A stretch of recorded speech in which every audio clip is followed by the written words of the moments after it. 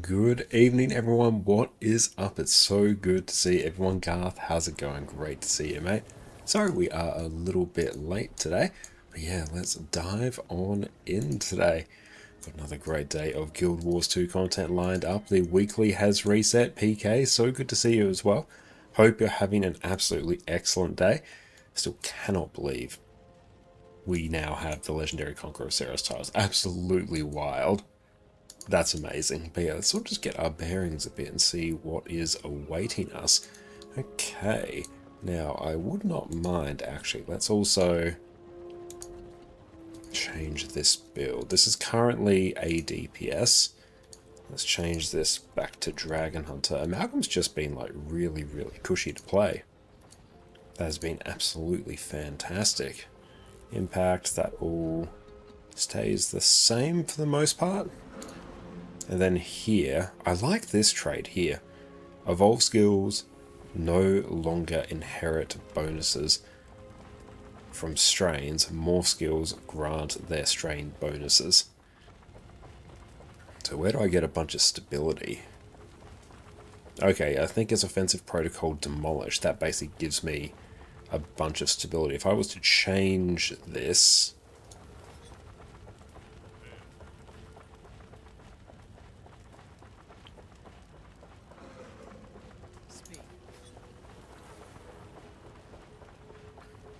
Okay, I'm unsure exactly interaction, but basically I was told to take this trait on the Snow Grows page. It gives you a bunch of just like free stability, and you're trading the extra damage from carbolic composition here. So yeah, that's just a nice thing. And then here I can change this to Symbolic Synergy. Yeah, that's a good time. Okay, so then we're basically off the Alacrity build and we're on the regular build. Also love Amalgam, hope that balance changes won't hurt it too much. I don't think it will. Condi Amalgam is sitting a bit too high. But it's not the worst offender at all. Power Amalgam I think is fine. Like, it's in a great spot. I don't think it even really needs to be touched. Condi Amalgam needs to be tuned down a bit, but it's living in a world where there's Antiquary, Conduit, Ritualist, Evoker. It is not the biggest problem. Yeah, let's see. If anyone wants to join for, I think, some fractals, that would be pretty sweet. Annie, what's up? So good to see you. Hope you're having a good day. Your game got title unlocked. True. I'm still absolutely wild that we got that. That is insane. How are you going? Okay, do we just join in the 20k group? Screw it. DPS. And let's see if they've got the kp.me plugin. Conduit Gaming, let's go.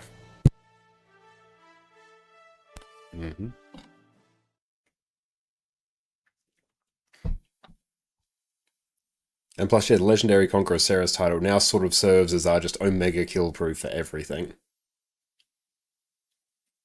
I should probably pull up killproof.me.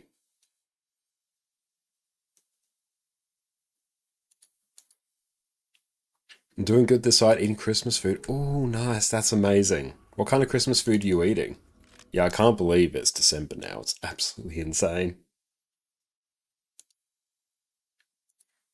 But I hope everyone has like good plans lined up for Christmas.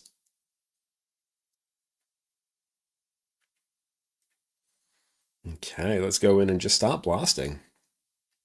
Oh, Audi specials. Damn, nice. Oh, the Audi Christmas pudding is so good. Yeah, I'm very excited in Audi as well that we've got, yeah, the Christmas specials on. It's a good time. What are we rocking here? Yeah, this works. Yeah, let's eat the flatbread.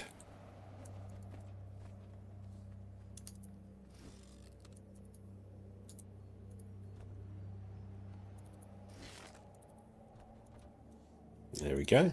We are ready. Moab, what's up, mate? Great to see you. I love Christmas pudding. I'm looking forward to having that sometime this year. There'll always be a big one that we have with Jess's family. Don't recognize the exact location. Go look around.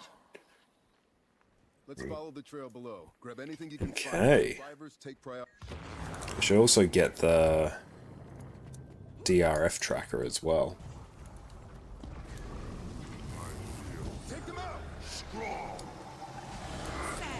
Shield us.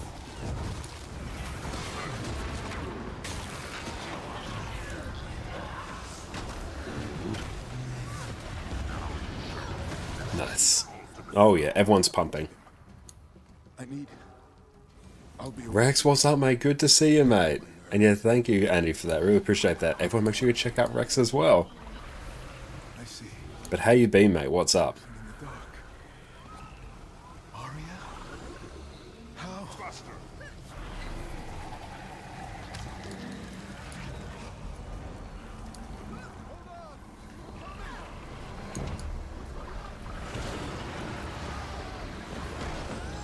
And just break the bar.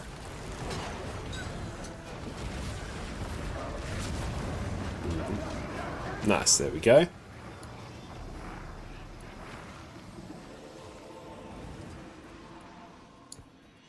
Cerus, what's up? It's great to see you. Hope you're having a good day.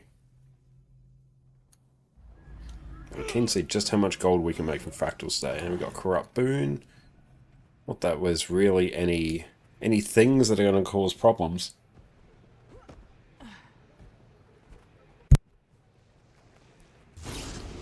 Doing okay, waking up and deciding what you want to choose. War or zombies today? Nice. Sound like solid choices either way.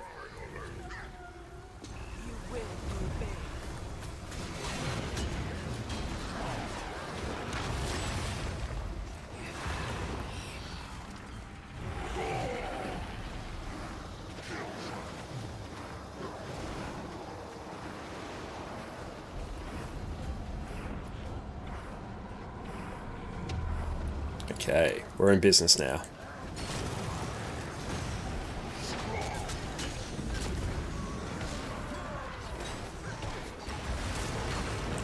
Cool, now the boss isn't moving, so we can actually start blasting.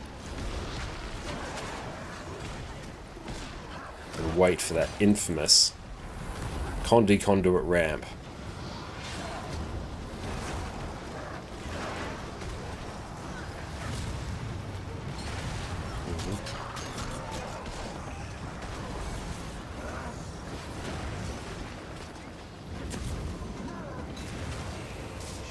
Cool, yeah, we're top of the charts, nice.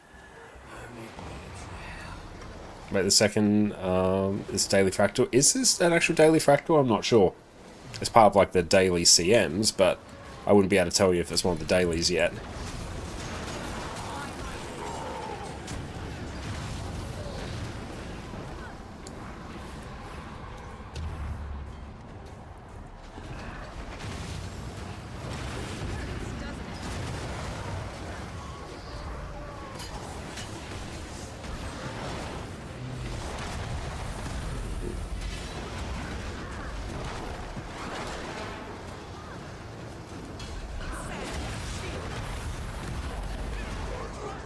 Nice. I want to go get a thing. Let me have it. Let me have it. Let me have it. Yeah. Oh god, it's one of those high up ones. Cameron. Oh good, we didn't die.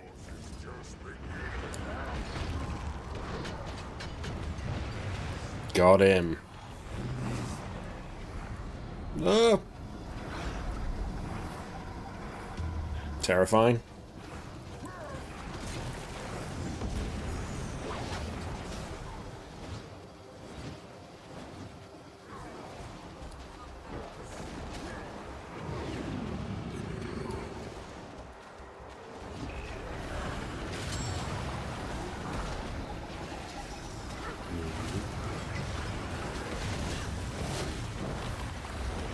It's so hard to tell between like my little orange AoEs that proc and actual mechanics that I need to dodge.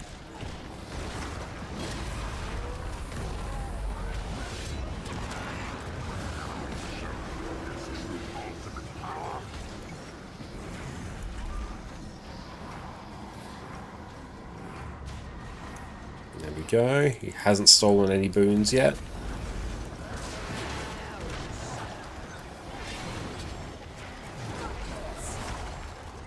one. Just run to the edge.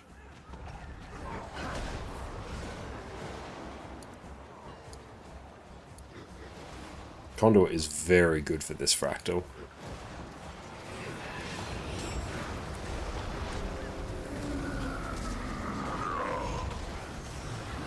Are we going to get the break? We did.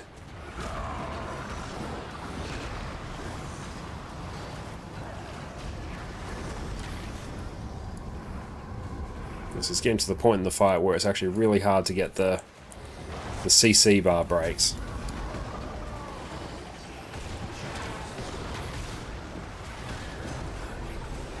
Yes, well, Prob's not going to get that one.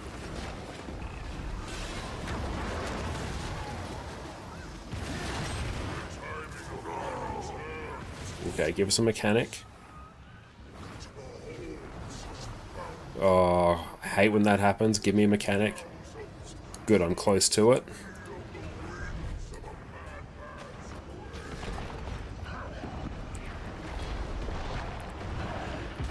We did ours at least. Sparse, what is up, mate?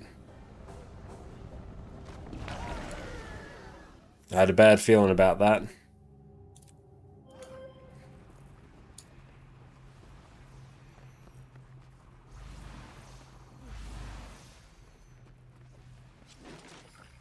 Oh well, now we get to do that again.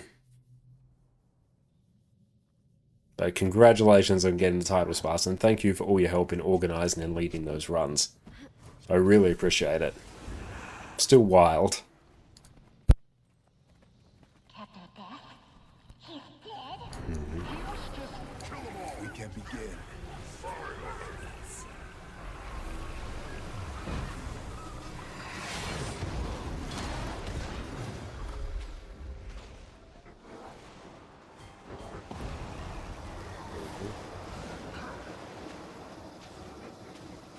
The clips of both Fandrels and your reactions are great. Yeah, they were very good reactions. I love Fandrels.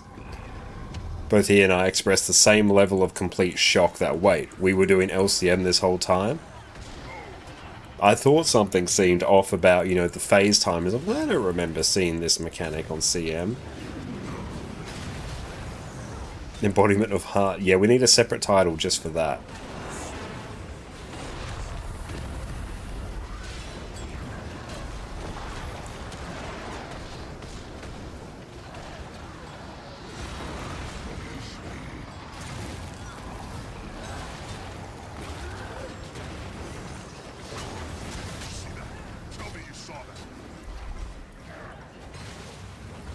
Shouldn't have used Cosmic Wisdom there.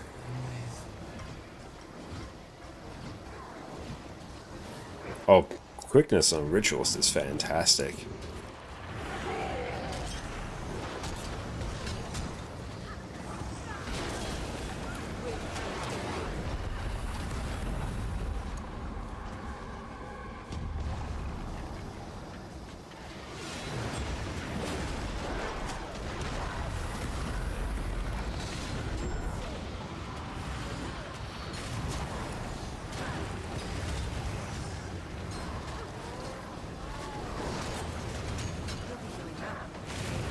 We get the break. No break. Oh well.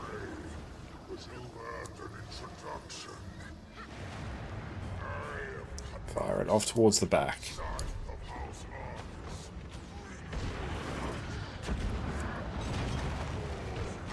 Success. Boop.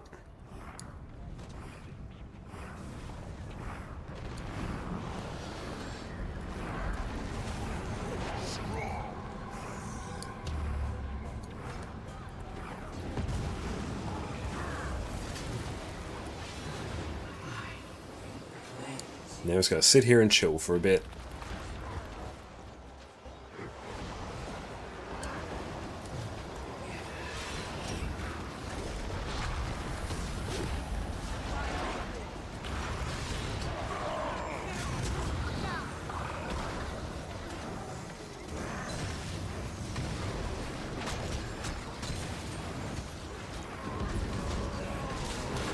Break the bar a bit quicker.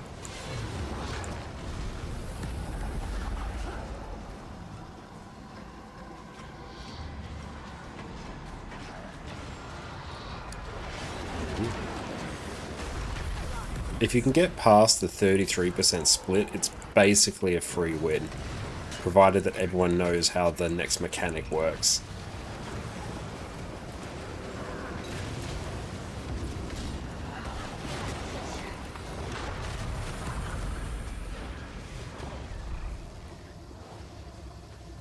It is nice having the blink just on Beguiling Haze.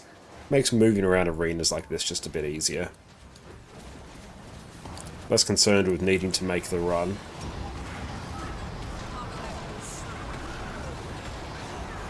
No, we didn't get it. The next one's going to be free, though.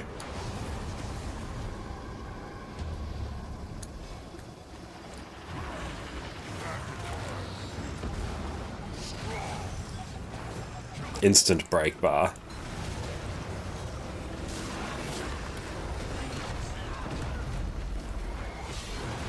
Okay, let's run to an edge.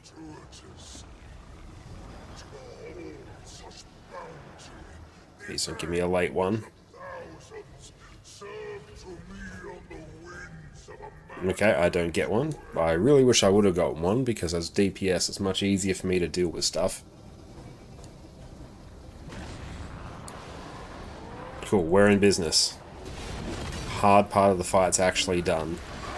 It's not the most terrifying part of the fight, it's actually this. But the trick with this, de-target the boss, face towards the edge, don't look towards him. Heal up if you need, but do not look. You can turn your camera, but don't look your character. Wait till mechanic is done, then just go back in. Now it's completely free. Now you don't need to worry about break bars, you don't need to worry about mechanics. Get this tether? Doesn't matter. The tether is now no longer a real mechanic for you to have to worry about.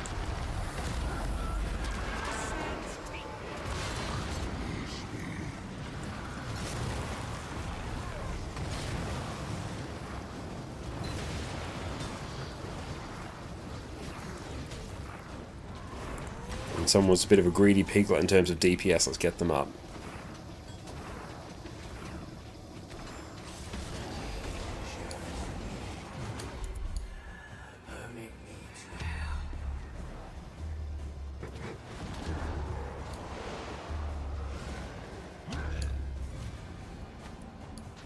Now we just wait. Tefaro, what's up, mate? So good to see you. Hope you're having a great day.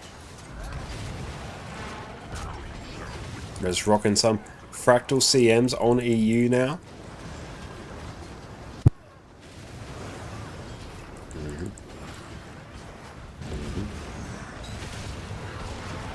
And thank you, Farah, I appreciate that.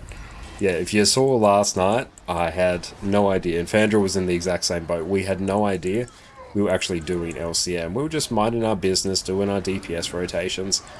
Then we get the kill, we're like, oh cool, that's another CM kill in the bag, sweet. And then the LCM title procs. And then we're like, what? Did the game just bug? Whereas no, just our focus did.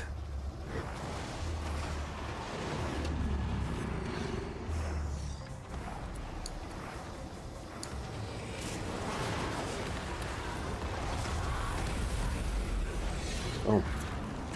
Mechanic after mechanic after mechanic. How's your weekend been, start to your week? Your lives are yours. Relish what comforts your fleeting time allows. Gonna go for EOS next? I mean, we'll have to see what the group is interested in doing. I mean, I'd be down. Wherever he's from.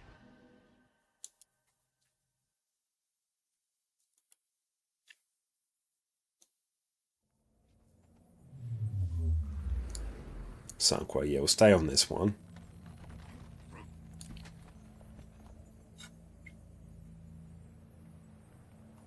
If he just wants anything so people just stay focused, I think that was wise, because yeah, the mental leap between CM and LCM, it's very easy to get in our own heads about it, whereas we're like, oh, it's just normal CM, we've done this before. Which is just normal CM, but it's just a bit longer.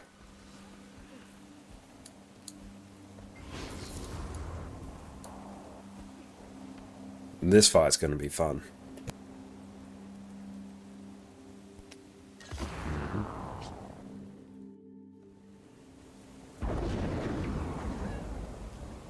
Our character is purple, as is our title. I don't want to hurt you, but you need to leave. I can't control what happens if you don't. I said leave! I want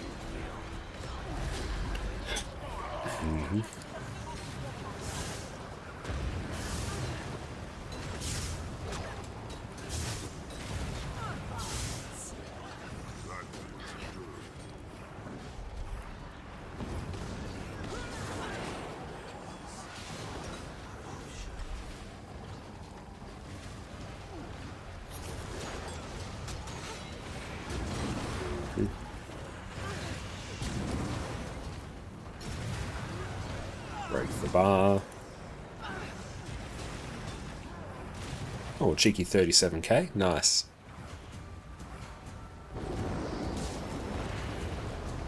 Condi is really good.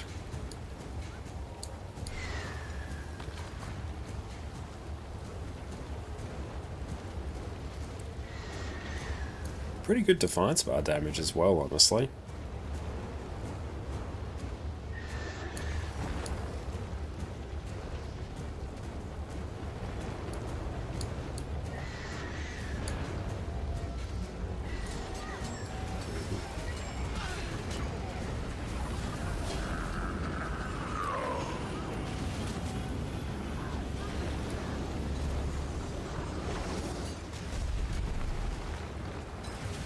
Dodge that.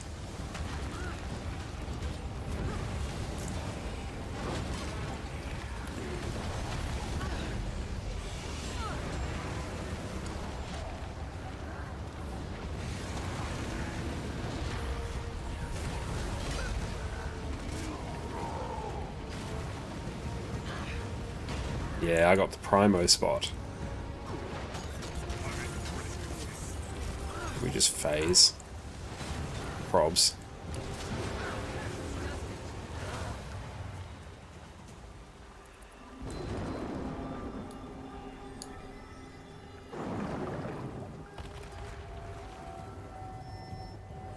There we go.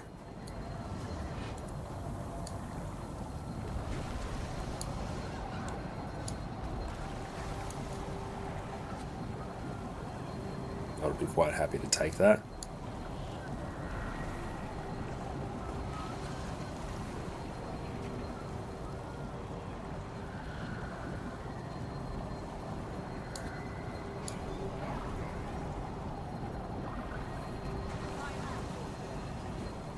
Just run through the group. Healers are on point here.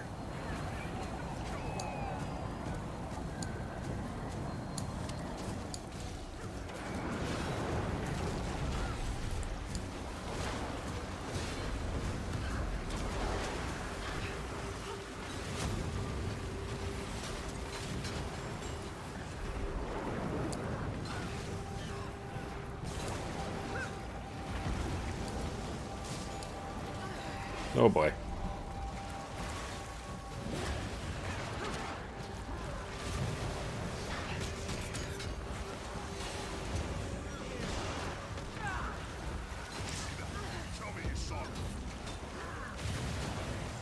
Oh, just package got delivered as well. I'll go pick that up after this fractal. Why are you still here? It'll just get worse. You deserve this. There we go. Everyone's just waiting for someone to pull the trigger.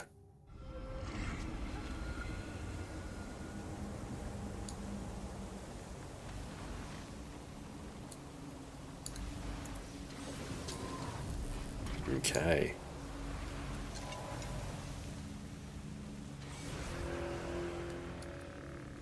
Victory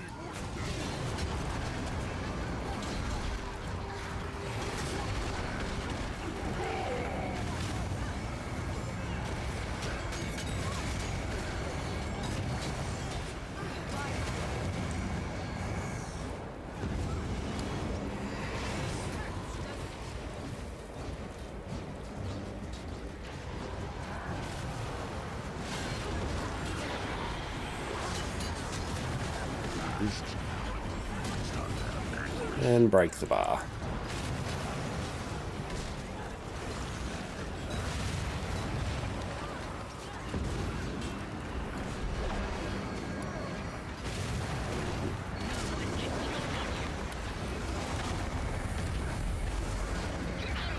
bar should just be broken at some point pretty easily.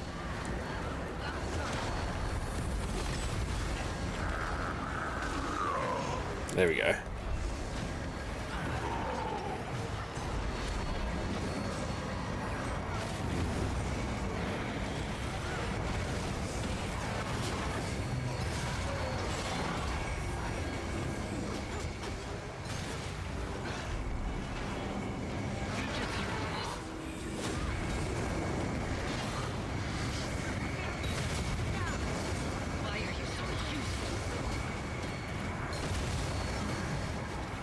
Oh no, I didn't want that. Where's my character going? Come here. Cool. Power res, they're up. It's annoying when this mechanic pops up instead.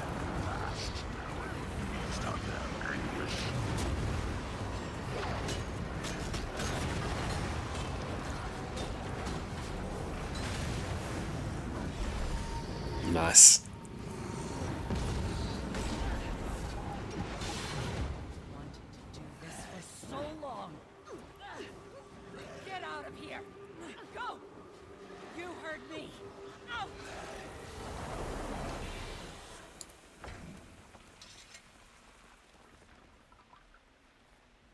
Let's wait on I'm glad we could that. see her.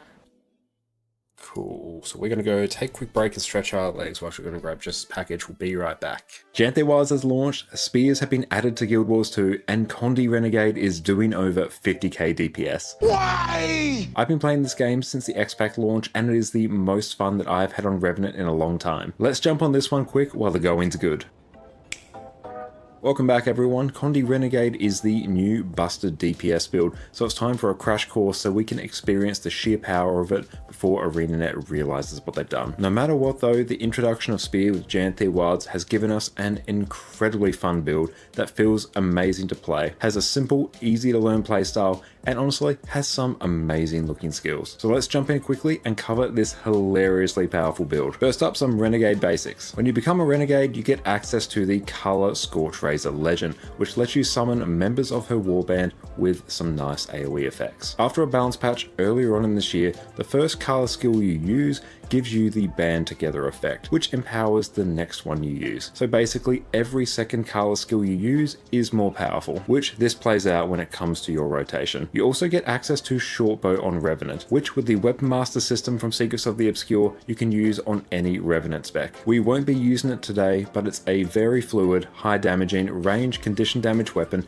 and one of my personal favorites. You also get access to new Citadel Order skills, which let you grant boons to your allies or deal some extra AoE damage. Another small but important mechanic is the buff Color's Fervor. This is a stacking buff that grants you an extra 2% damage, condition damage, and lifesteal damage for each stack with a maximum of 5. Several of your Renegade skills and traits interact with this buff, so keep an eye out. With today's Condi Renegade, you'll end up with an amazing DPS build with lots of AoE cleave, a simple rotation, and oodles range damage. With that, let's dive into the gear. Our gear on Condi Renegade is going to be pretty standard in terms of condition damage builds. We'll be using full Viper's gear in every slot with Runes of the Trapper for the extra condition damage and duration. For your relic, you want to run Relic of the Fractal for the extra burning and torment whenever you apply bleeding. In terms of weapons, we'll be running a single spear with Sigil of Torment and Earth. The vast majority of your damage comes from Torment, so you'll want to apply as much of this as possible. And the Sigil of Earth will let you keep applying bleeding for extra damage and proc Relic of the Fractal as well. You can run whatever weapon you want on swap. Shortbow is great for some extra CC while maintaining damage, and Staff is always a good choice for the insane CC on Surge of the Mists. Really though, you'll just be camping Spear the majority of the time, unless you desperately need to swap. For our food, run Meaty Asparagus Skewers for the extra torment duration and condition damage. Again, most of your damage comes from torment, so we'll be juicing it as much as possible. For utility, run Toxic Focusing Crystals. Now the core idea behind Spear is using your Spear 5 Abyssal Rays as much as possible, which 1 inflicts torment and 2 gives you stacks of Crushing Abyss, which will make your Spear 5 deal even more torment for each stack, up to a maximum of 3 stacks. So you want to reach 3 stacks of Crushing Abyss as fast as possible. Landing any of your other spear skills will reduce the cooldown of your spear 5 so you can spam it even faster. So when I talk about the specific effects on the other spear skills, just know that they all reduce the cooldown of your spear 5. Your auto attack will switch between Abyssal Strike and Fire depending on whether you're in melee or at range, and it will also inflict torment and vulnerability. The fact you can still hit your target while at range is an amazing feature and huge quality of life. Spear 2 Abyssal Force will inflict burning and chill on your target, and if you hit an enemy, massively reduce the cooldown of Spear 5. You want to use this skill as much as possible. Spear 3 Abyssal Blitz will let you dash in whatever direction you want and evade while doing so. It's great to use instead of a dodge to conserve endurance and if you have some extra energy to spare. Spear 4 Abyssal Bolt is an AoE skill that will pull your targets together and inflict poison and chill. It's great to group up enemies before using your Spear 5 while they're all clustered together. In Kala, Break Razor's Bastion is a very nice heal skill and will pump out some serious healing to you and your team, as well as provide some res. And we are back. Welcome back, everyone. Okay, let's shuffle on here. There we go. Onwards and upwards.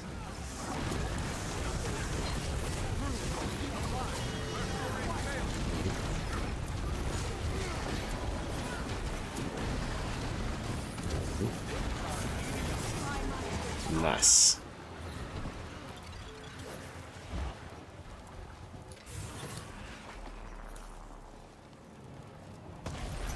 Go! Make for the pass. If only one reaches the others, enough it will be. Don't poison your bearkin against me. I'll deal with the bank stuff in a minute. Your rage, your fear. I've mourned my own family, my brother. All lost.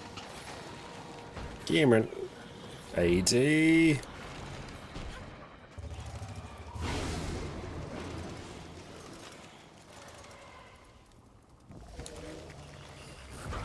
your people to me instead of driving them away.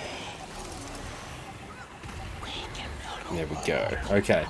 loss without grief. Oh no, that peace is also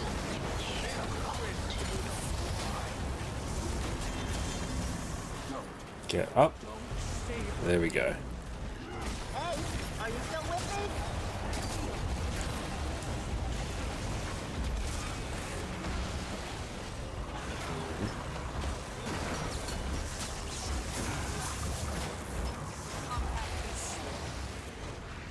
The next one we need to stay down.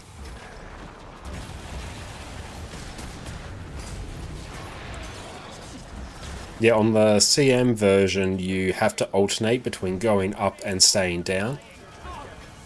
If you get it wrong, it one-shots you.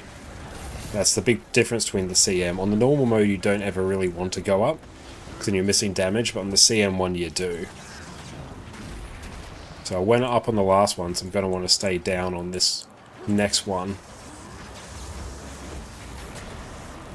See, we don't want to go up there, or else we instantly die.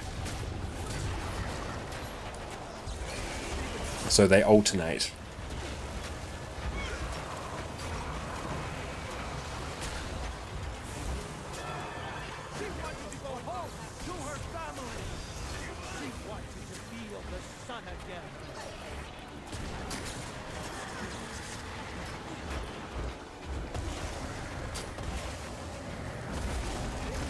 You say Kinfall's easier than Nightmare? Once you understand how the main mechanic works, yes.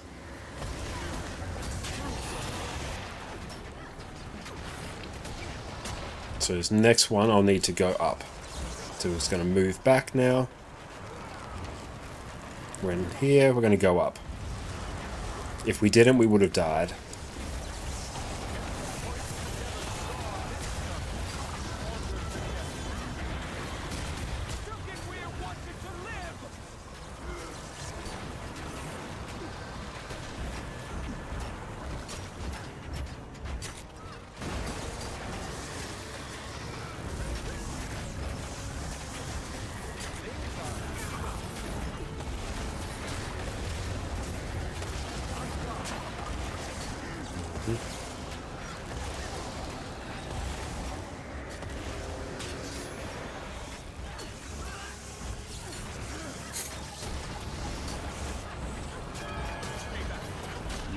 Nice, there we go.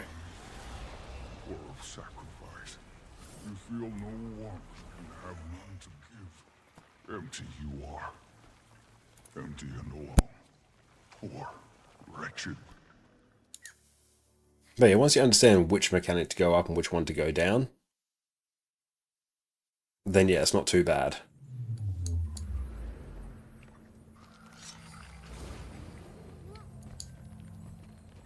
I think Nightmare is the harder of the two. It's just also that Kinfall has like that mechanic which will just straight up one-shot you. No downstate, instant defeated. Is your mic out of sync with the cam? Is it? If anyone else can see that, let me know. Then I'll just restart OBS on my side, then that will fix it. It happens on occasion. Three people? They look angry. Be careful. I actually think it's fine. Okay, well that's good. Because yeah, that issue has happened, but it usually happens for everyone. Adding few as well. Okay, that's annoying. Hey, once you deal with this boss, I'll fix.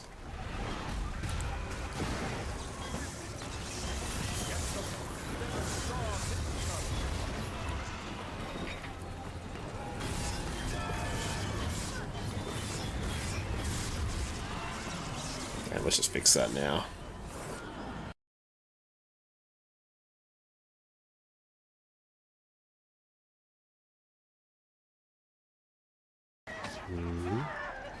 Yep. Page up. There we go. Okay, we should be good now.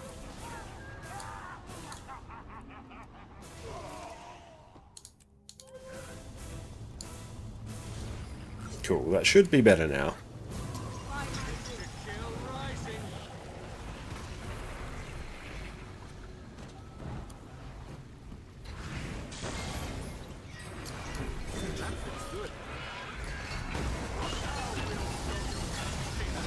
Low key, you still see it?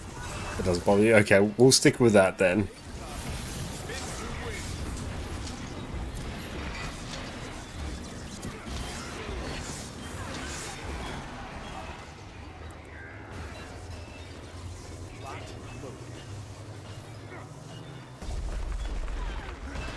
It's minor difference now, very minor. Okay.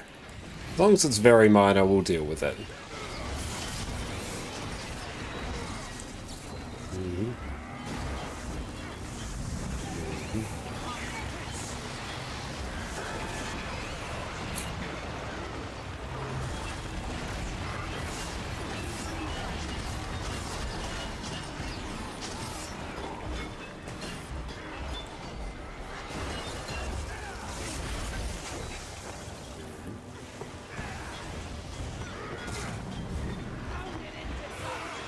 Dodge that.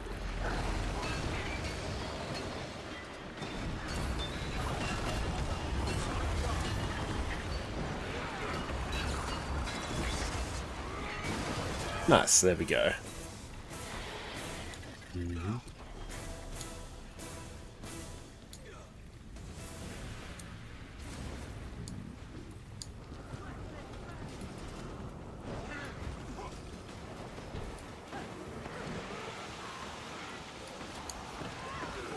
That knockback was rough. Oh, that was a good pull there. How's it supposed to make money on fractals? A great question. The main way you'll make money from fractals is by opening up the fractal encryption chests you get at the end, which I'll showcase that in a moment, because as of like me doing fractals now, just doing the handful of CMs that I've done, I've made about 4.5 gold in terms of profit. That will skyrocket once I actually open up all of the fractal encryptions.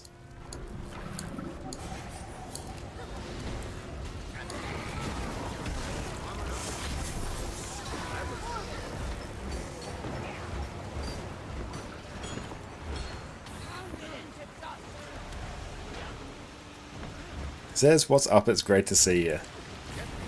I'm doing very well. How about yourself? And yeah, ascended boxes are high value too. But yeah, it's really by opening the fractal encryptions to where most of your gold gets made. But it only pays off at tier 4 tier. It's where they get really profitable. Like, it's still good to do lower tier fractals as well, because obviously you've got to do lower tier fractals to get up to high tier. Yeah, like at T3 you won't make a lot. But T3 is better than T2, is better than T1. But the real money starts when you begin doing tier 4 fractals. Then even more if you start throwing in fractal CMs as well.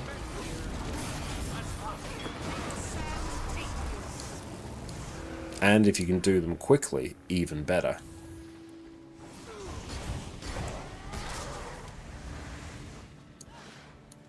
Cool, I've got my marker there. I know which one of these I'll be doing.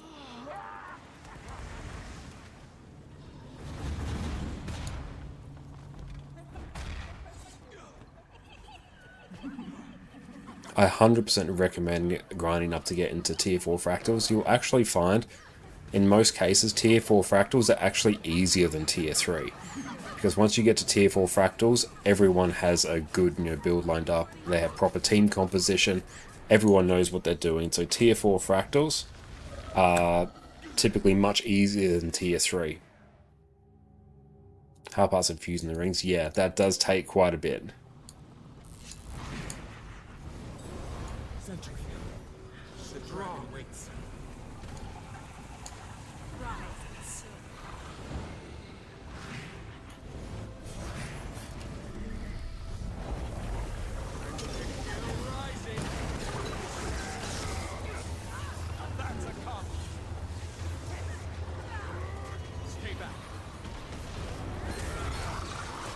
Go, that's done.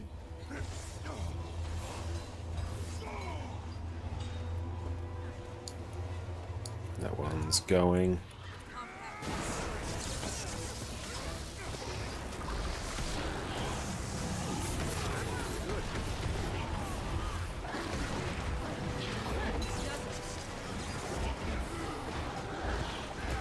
And your joint as DPS is totally fine. It just means that someone else will do the healer and boon DPS role.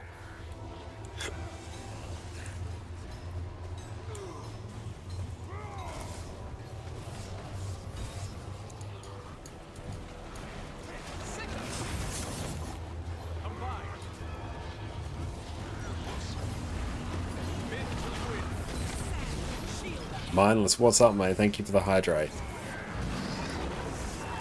Block. Hey, thanks for standing desk as well.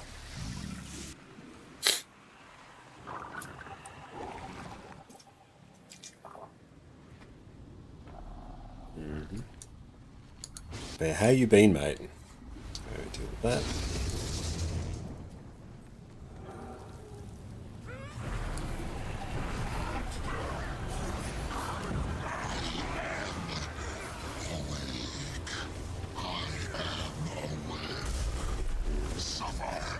Break the bar. Nice, we did. Oh, you're sick with the flu right now? Oh, I'm so sorry to hear that. I hope you feel better really soon. Flus are awful.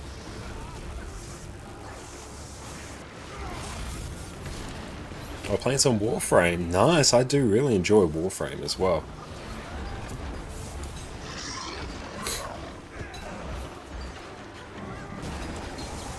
Do EU pugs go from bottom to top in CMs? It seems mostly top to bottom. It looks like they do Kinfall after after Sanqua, but that's just, I assume, because Kinfall kind of encourages the same builds that Sanqua does, so it means they don't have to swap backwards and forwards as much. What am I? Oh, I wouldn't even be able to tell you. I've played about 100-150 hours of Warframe, but it's been a few years since I've played. So I wouldn't be able to tell what my MR is.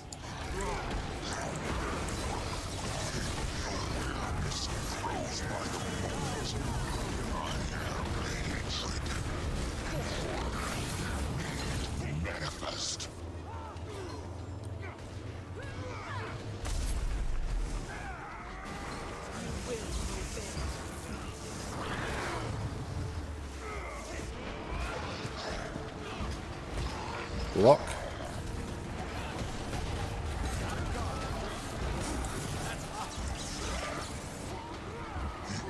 Nice.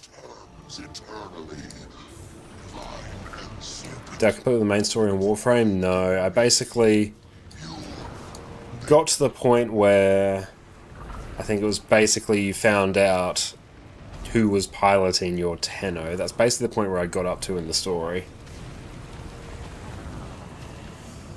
But I really, really enjoyed it.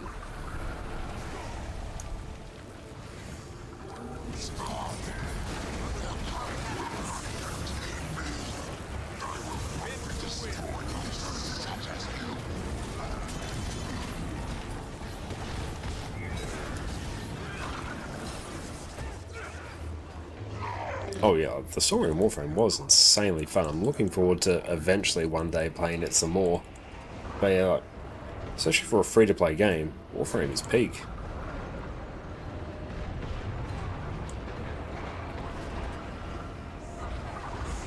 Nice.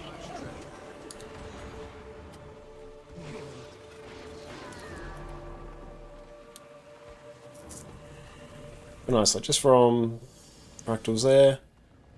Yeah, we're on about 7 gold so far.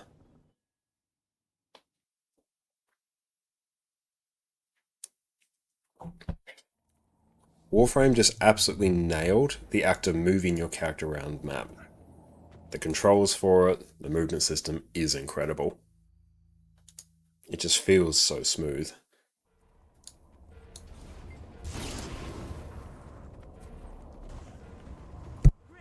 I call upon your power. Compact is swift.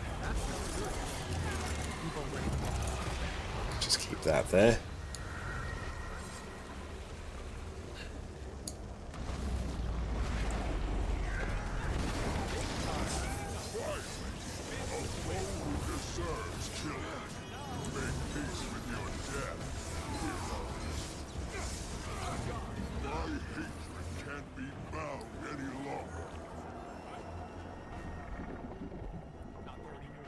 Oof.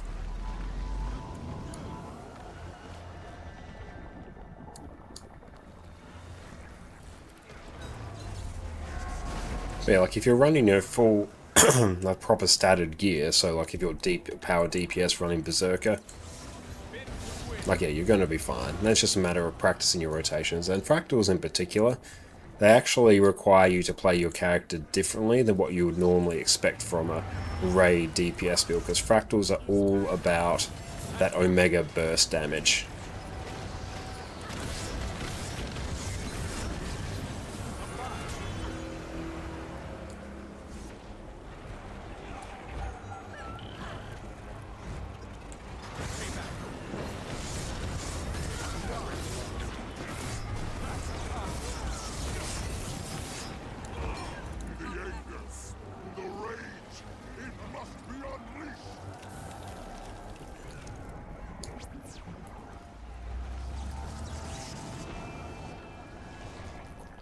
Bladesworn is pumping.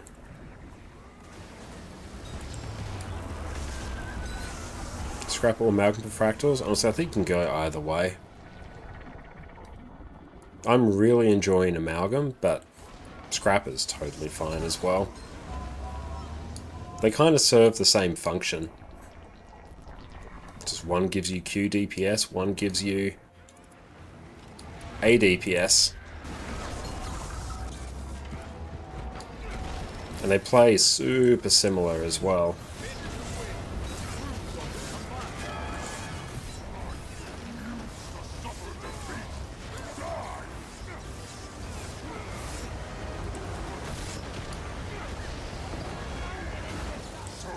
Close to freedom.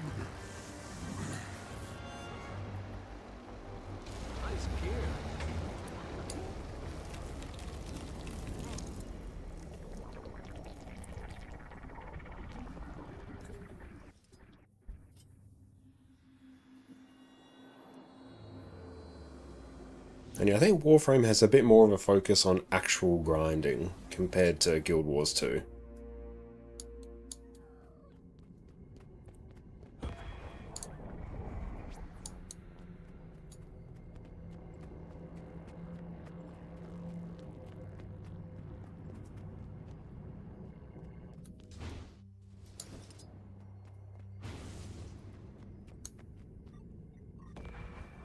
Alert. Alert. Detection noted. Yeah. Do I have a reflect? Assistance requested. Halt.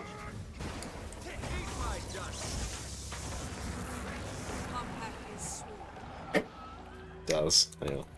Does amalgam. Disengaging. Yeah, I literally have no idea if amalgam reflects or not.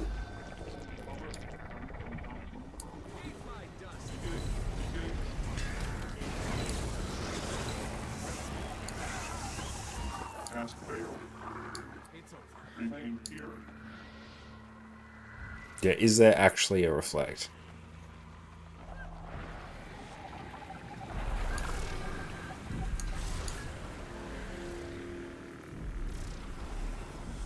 A hammer reflecting elixir you throw.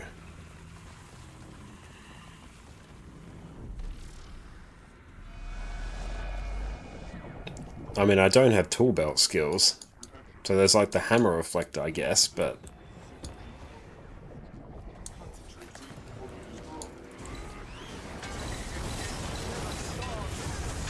Unit death. Task failed.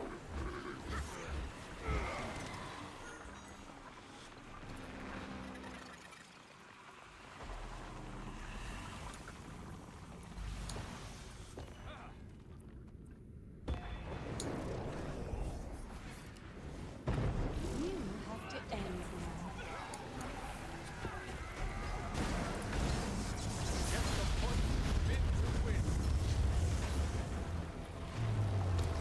Did that hurt?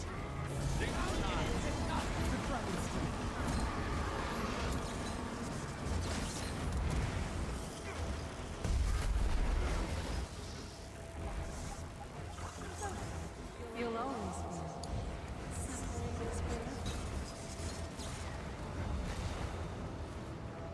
Isn't there a trait that gives turrets a shield that reflects or something like that? I mean, there might be. I'm not a huge NG player, so it's just more so I have no idea.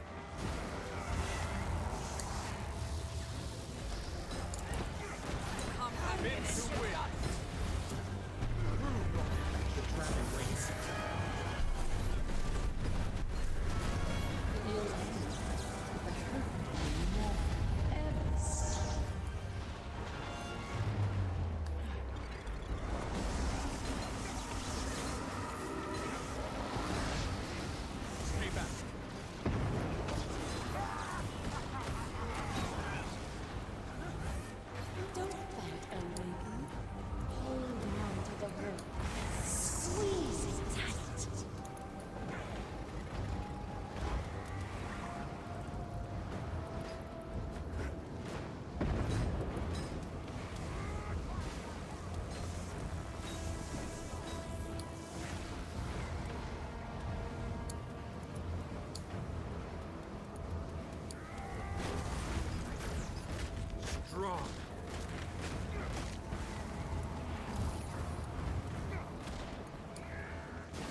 Too much CC here.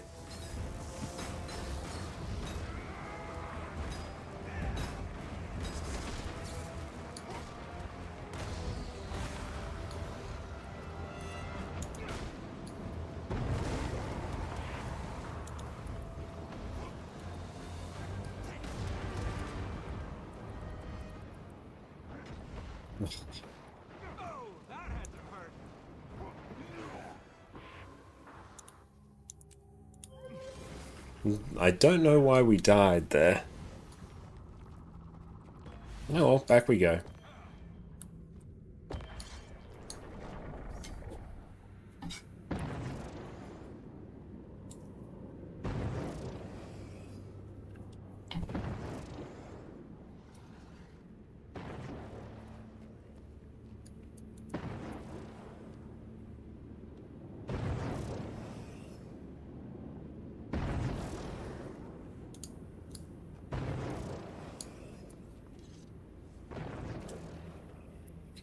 Yeah, Warframe is great. I 100% recommend people play Warframe.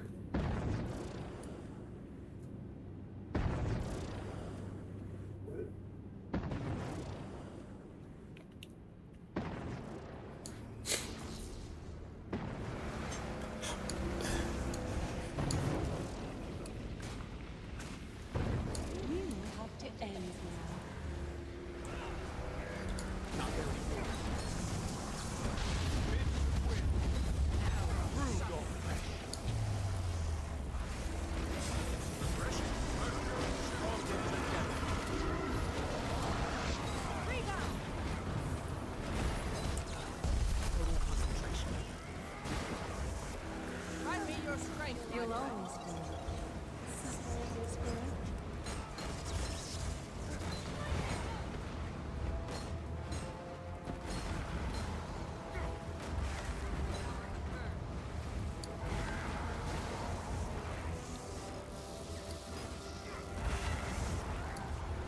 We don't have giga amounts of CC.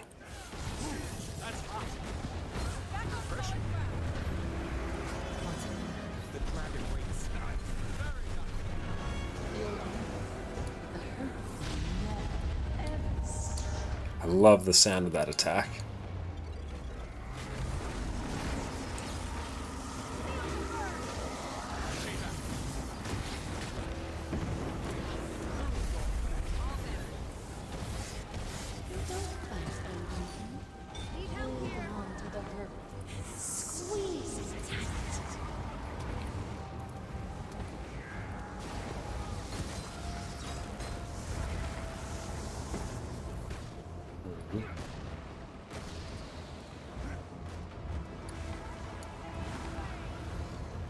That's not a CC.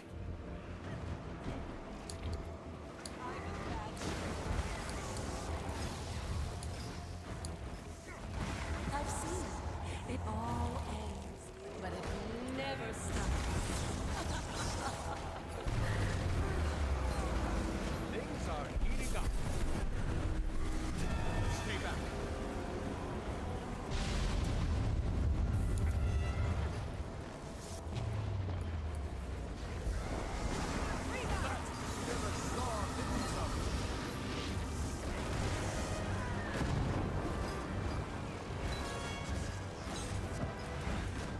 Yes, unmake me.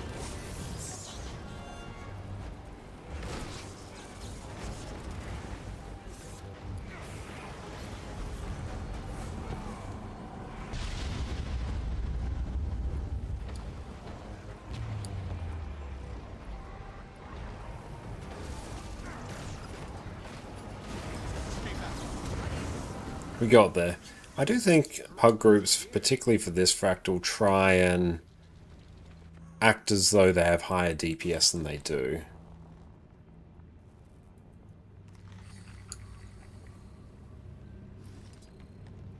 Refreshing. Whereas in that case, for most groups, I think actually if they just kind of dealt with the mechanic, they lose a few seconds of, having a DPS out of action, but it also means you'll have everyone alive for the CC phase, which means that will speed up. So I don't think they're really getting any gains.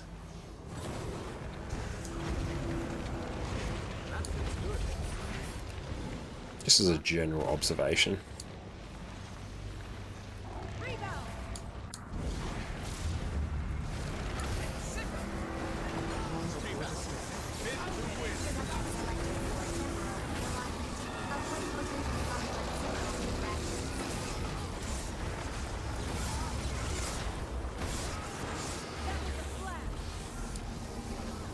Refreshing.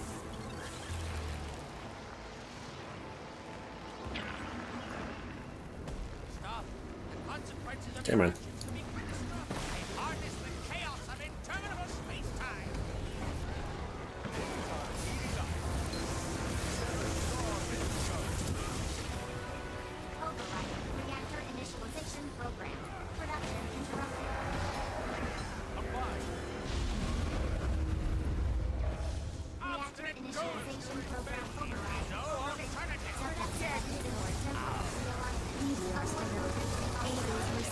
Link to the boss now. Oh boy, that hurt.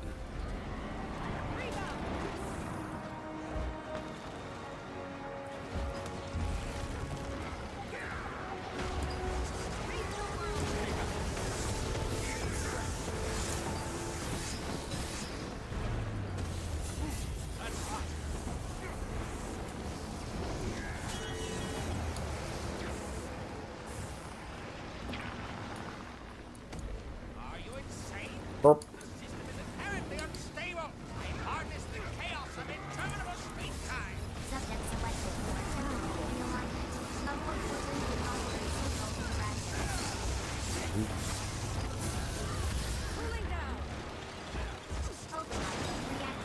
Program. Production interrupted.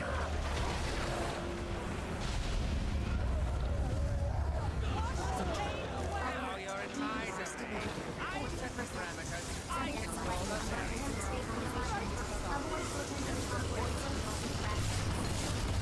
terrain. Oh boy.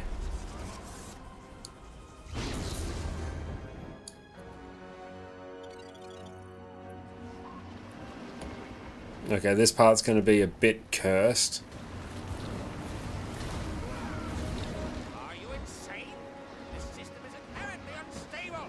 You'll annihilate us all. I harness the chaos of interminable space-time.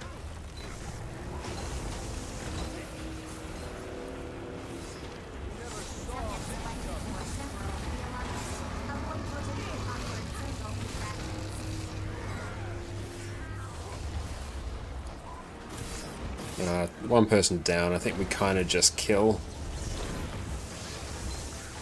Link to the boss. Your time ends now. EDR. Initiate PDF. Projectional defense facsimiles online.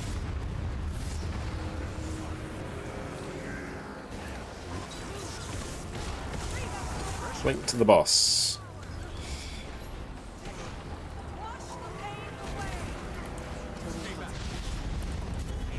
Got him. Interminable space-time. That was much harder than that needed to be, but we got there. Just a little bit tricky, but we did.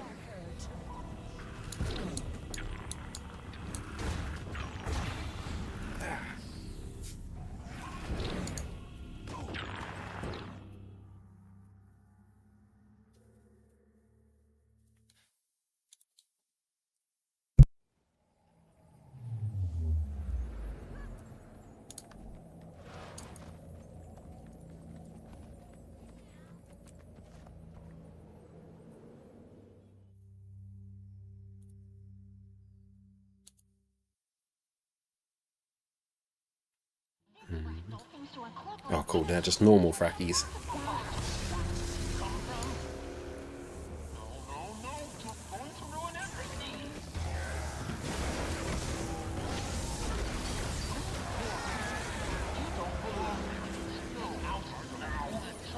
Oh, Chaos one. Nice. Which I will use if you continue to meddle in my affairs.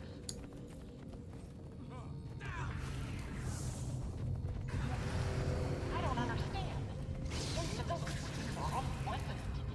Where are you? A new form of chaotic instability emanating from your location is threatening the cohesion of the other fractals. Wait, what could this mean? Was someone already in there ahead of you? Now's not a good time to chat. That's enough from her. Pummeling my There's some sort of That's all. radiant chaotic energy in this. Take off some weeklies. No more outside help for you. Give up yet? Armored up. Lightning bolt! Urge to kill rising.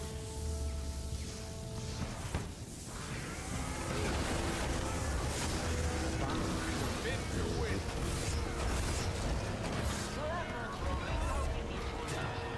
Now we'll show you. I'm analyzing your findings. Refreshing. Time for some column Give me some shield.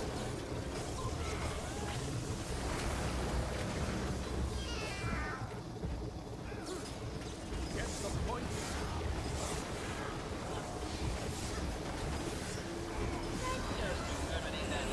It's a bit annoying having that mechanic there.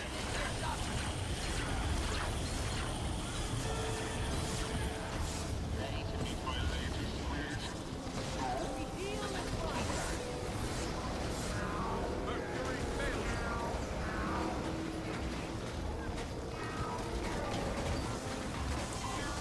Things are heating up.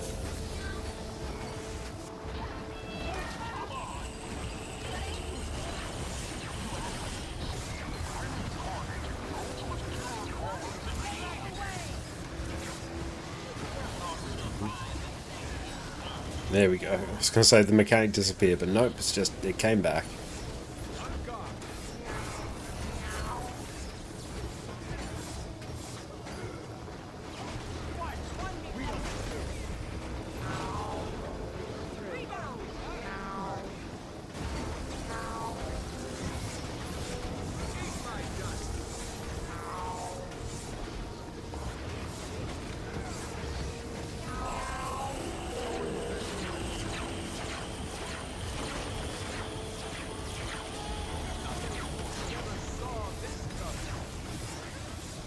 Nice.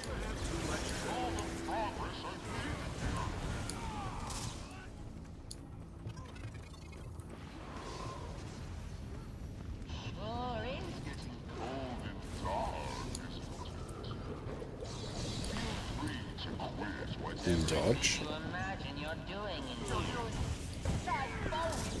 Like, Oh, no, you don't. There. Is she always this stubborn?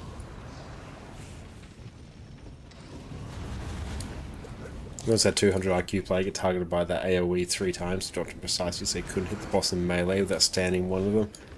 Oh god. That sounds like an absolute nightmare.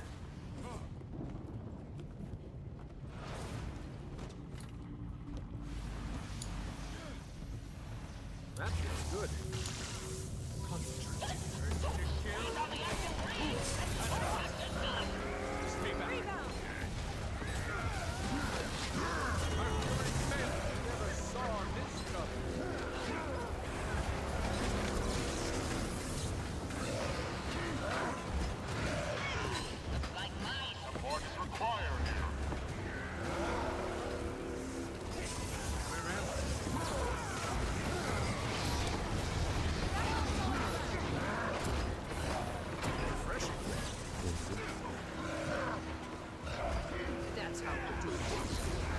here. Ooh, someone's gone.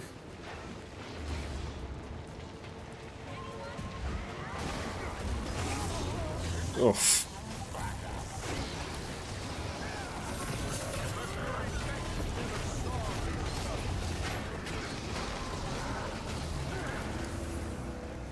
No, it's gonna kinda be every person for themselves now.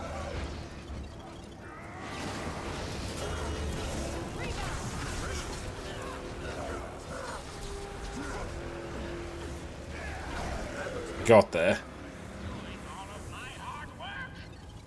Bit rough, but we did. But it seems my DDR is out of energy for now. I was so close.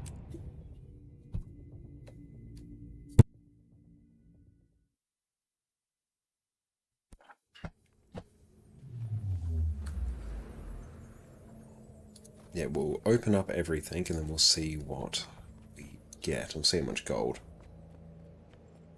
There's on about 10 gold so far. And that's before really opening our loot. And yeah, that's true. Depending on how good your stab is, that fight is either absolutely cursed or trivially easy. It really just depends what class you bring. That fight's one where Firebrand just really excels. You'll never take Ascalon! We'll side first!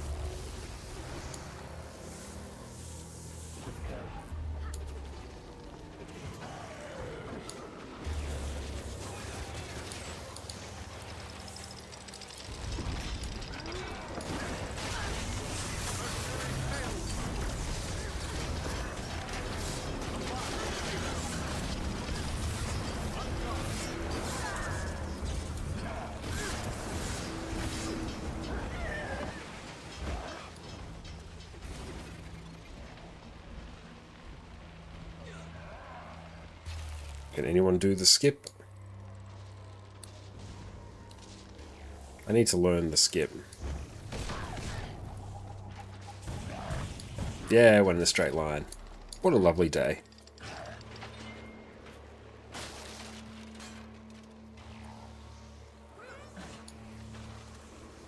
Let's watch out for those warriors as they charge in.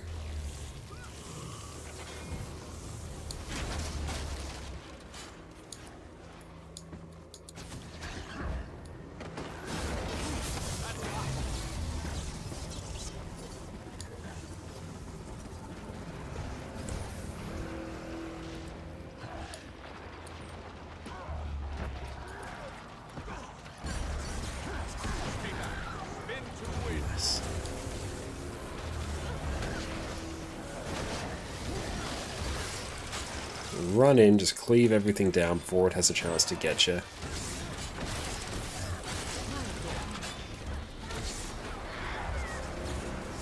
Yeah, really, I should have a scrapper template just sitting there, so I can just sneak gyro it.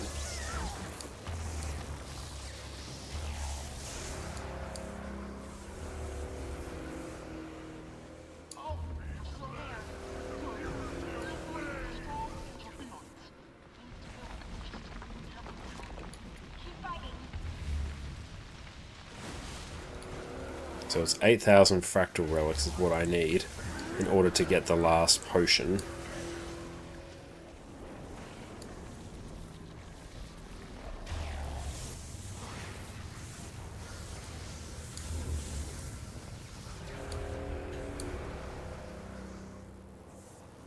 You gonna do any Guild Wars 1 for nostalgia in 2 days? I think so. I'm really keen to check out Guild Wars Reforged. What day does that land? Is it December 3rd US, in which case the first chance I get it is on Sunday.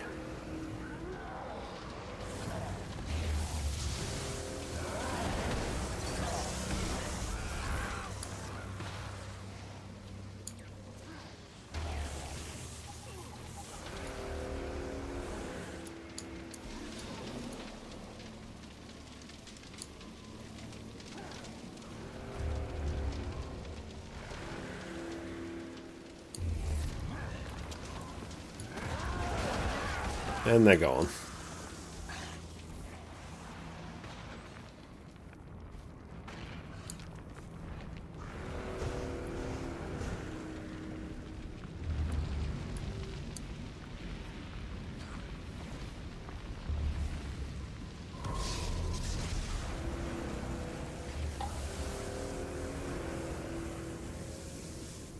Just wait.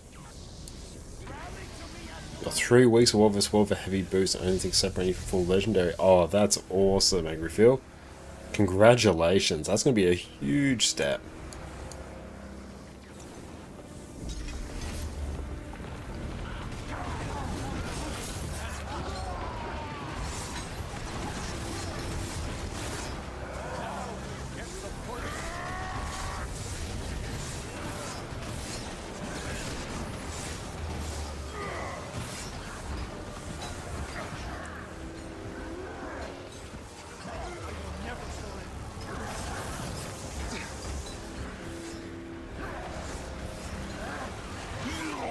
Nice.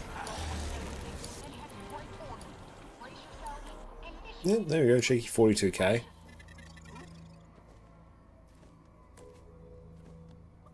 Now, what's been going on with vendor prices? Oh, click ready. Thought I did. No, did Master Fractal Fighter as well.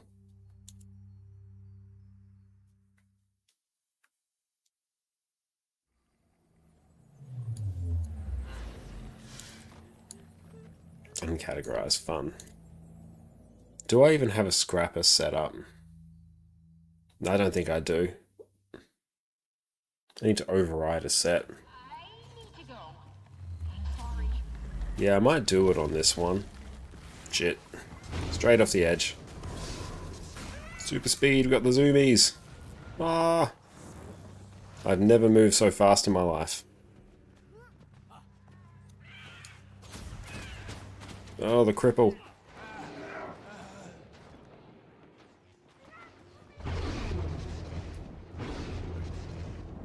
I could use a hand over here.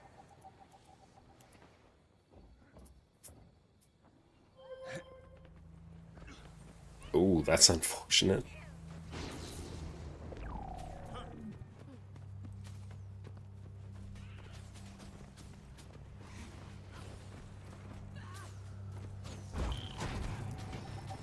Cool, we got the port. Do I even have a rifle? I do.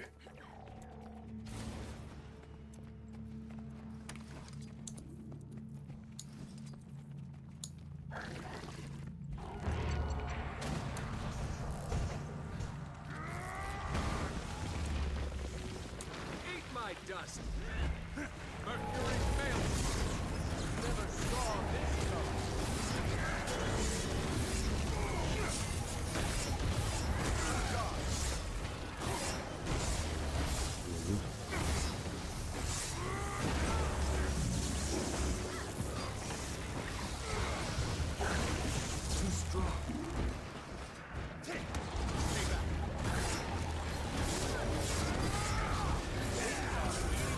Oh, they went down pretty quick. Sweet.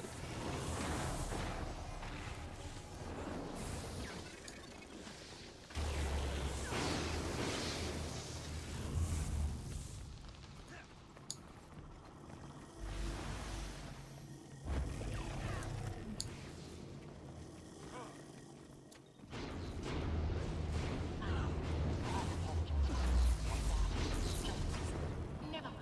Keep progressing. We're getting closer to There the we local go. instability. I like how we just completely disregard the mechanics of this fractal now. It's literally a golem boss.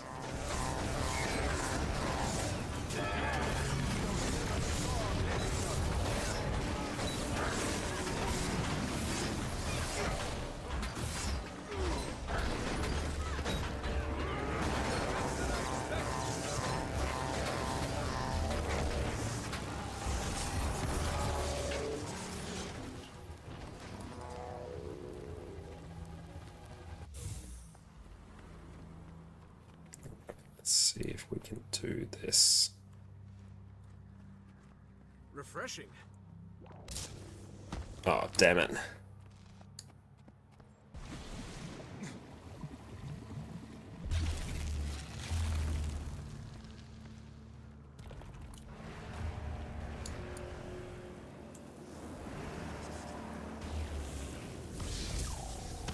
Nah.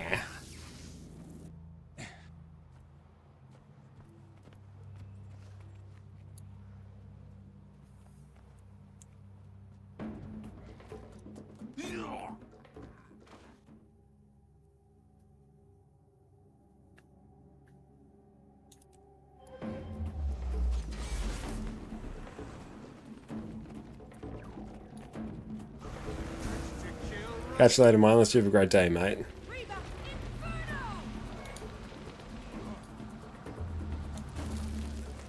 All of us. Abandoned. You are weak. You can't see here.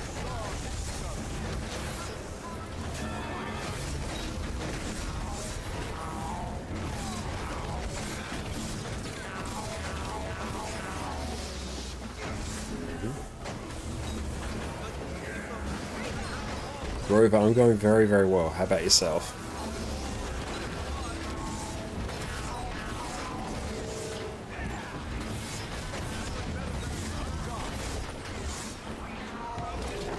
I think that's all of them. Alright, then we'll actually suss out what we get. Oh, 400 frackies complete. How it's done. Not bad.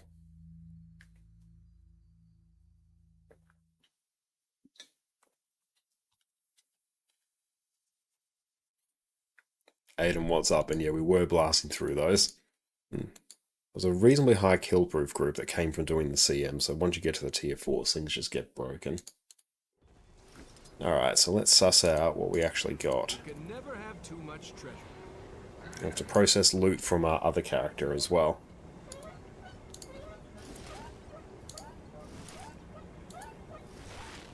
How's Amalgam feel with that bomb kit though? She never tried it. It feels super similar actually, just to Scrapper, with a few more buttons. Oh, we got a set of shoulders. That looks valuable.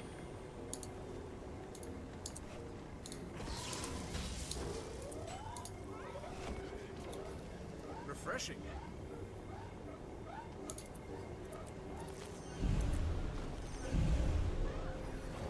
Oh, hang on. There we go.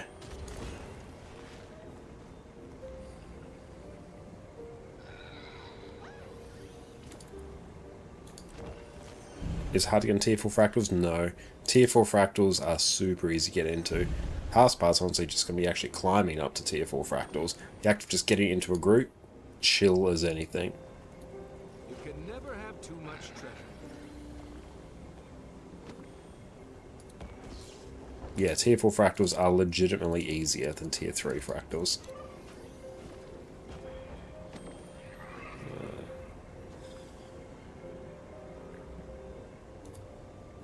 Yeah. Can I straight up sell that?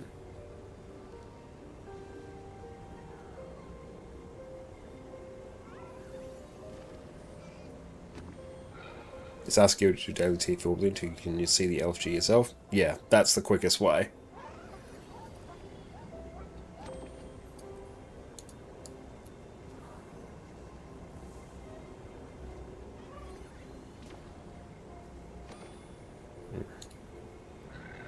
Absolutely. So complete.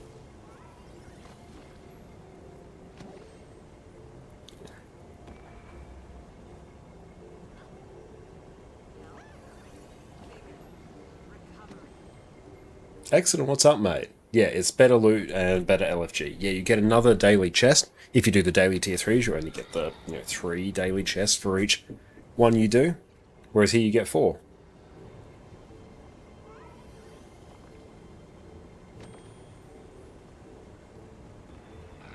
Need full ascended gear for the Agni? No, or still exotic is fine. By the time you get to tier 4 fractals, you're gonna need almost everything in full ascended.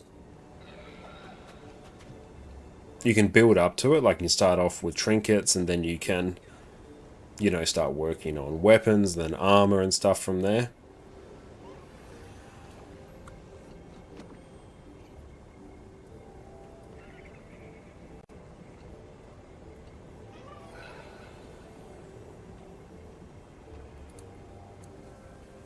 Salvage everything else here. Begin destruction protocol.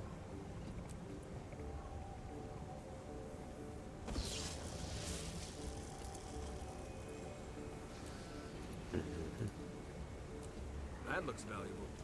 Let's go deposit everything.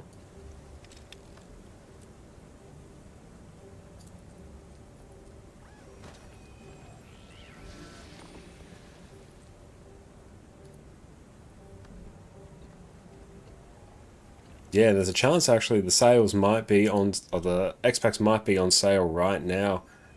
So if you're keen on giving Guild Wars 2 a shot, now's actually a perfect time to buy yourself the expansions. Not sure when, if it ended. Yeah, I'm not sure if it has ended yet. I have to go and check. But yeah, they were recently on sale. On sale till December 2nd. Oh, cool. You straight up got another day or two then. Do you sell the fractal chest? No, I'll open them. And thank you for that, XM. And yeah, if you do purchase the expansions through my affiliate link there as an ArenaNet partner, it will help support the stream. And we got... I should have salvaged that. I should have literally done anything else with it. How you been, Exodum? I hope you've been going well. Vigor. Recovery.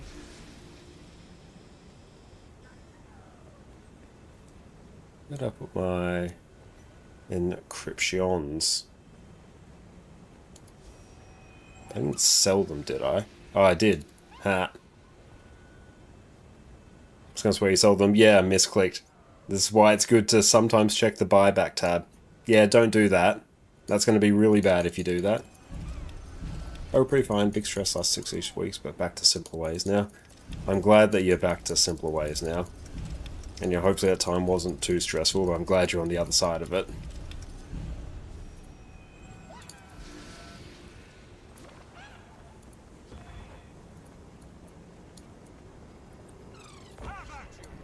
Oh, you have Trinket, Backpack, and Hammer on your Amalgam. Nearly full set of Quickness Herald, but don't know if it's viable in Fractals in the expansion. Quickness Herald's great. And basically, any somewhat relevant endgame build is fine for Tier 4 Fractals. There are some things that are better than others, but like particularly for Tier 4s. Very bursty, powered DPS classes are favoured a bit more, purely because you'll complete it quicker. But you can play it on Condi builds, you can play Quickness Herald, you can... If it's a coherent build that fills a role, does DPS, does a boon, or heals, it's fine. Yeah, for Tier 4 Fractals, don't worry about the meta. And also, even... I was doing high kill proof challenge mode Fractals there. There's not really a meta, people just using their own judgment for things that work for them. There are builds that function a bit better in Fractals, but if it's a valid endgame build, it's fine.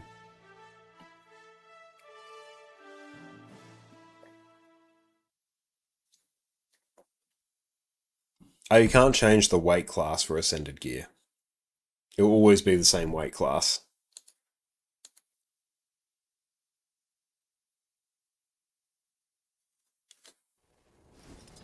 I meant more that if you aren't the type to look up and learn the meta build, then you aren't joining groups. They care about being optimal. Yeah, and tier 4 groups don't care about being optimal. They care about filling the group and then moving on with their day. Oh, we got another set of boots. Sven, what's up? Wonderful to see you, mate. Hope you're having a good one. What should I do with that? Should I somehow convert it to research notes, or should I literally just destroy it?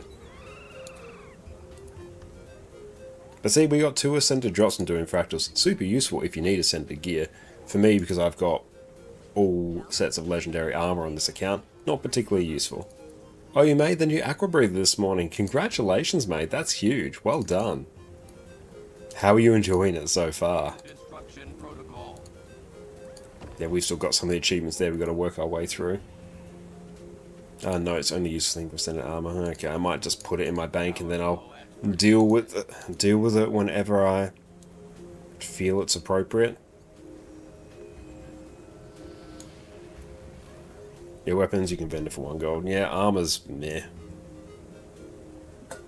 Weapons I'd actually like though, because I don't really have that many legendary weapons on this account, so that would actually be useful. Recovery.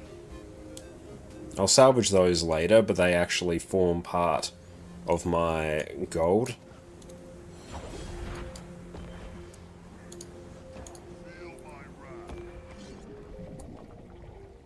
We made it right before we started work, so I haven't done much with it. Nice, get in at the last second.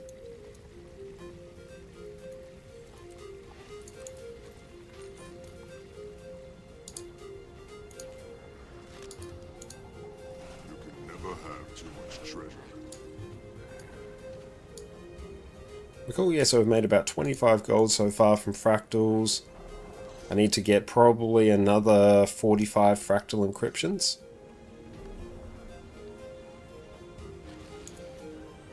Oh yeah, that is the downside of legendary gear. It's actually quite annoying to swap around.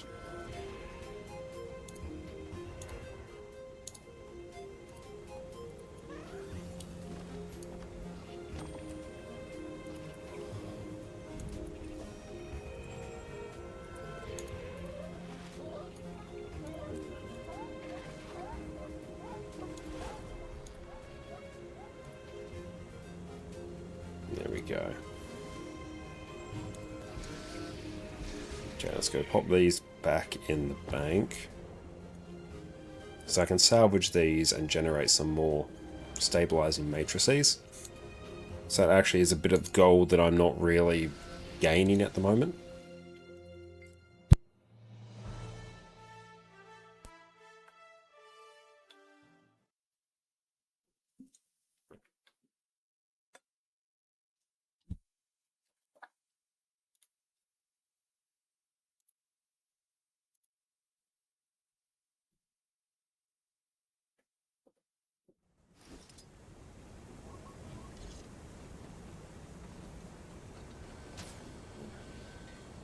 Okay, so let's get... So this character has 3 build templates somewhat done. So we've got... This is open world amalgam by the looks.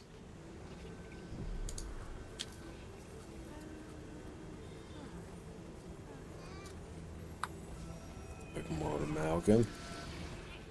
And here we've got... What's this one?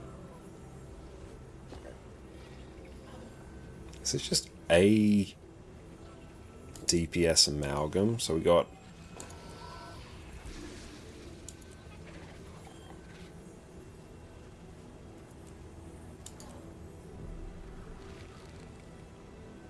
No, I'm just going to have power DPS amalgam. Because I literally just swap a trait around and then I go from, oh, I'm a DPS build to the a DPS build. Doesn't warrant a full template. Not taking equal and opposite reaction. Open world. I mean, what does that do?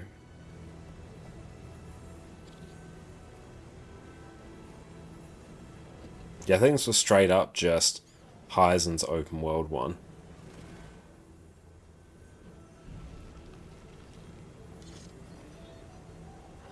Under firearms. Okay, that's pretty nice. I think this one... let's go here. It's running Miss Stranger. Oh, it's because it gets its quickness from Elixir U and New Genes. Yeah, it gets quickness from here and here, so it doesn't need equal and opposite reaction.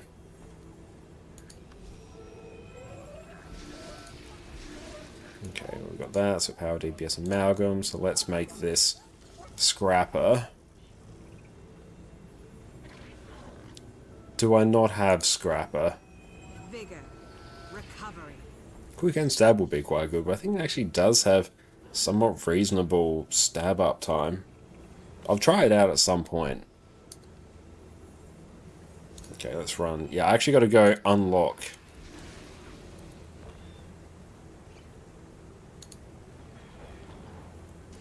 And let's see. Hero points, where are you? We've done that. Health. We've done that. Recovery.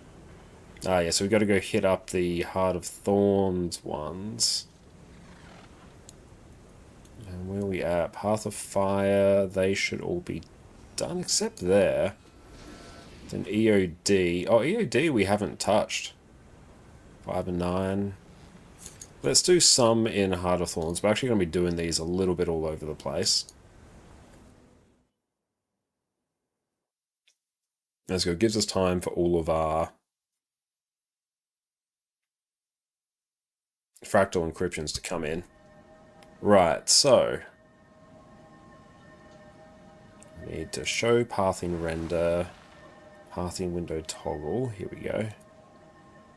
So I want, let's just turn, there's a way just for me to turn everything off.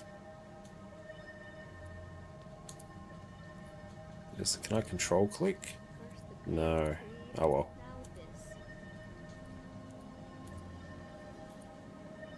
Turn literally everything off. Then I need hero points. Yeah. Okay, so we're going out this way. Wow, that's quality armor. Thank you so much. Take a look.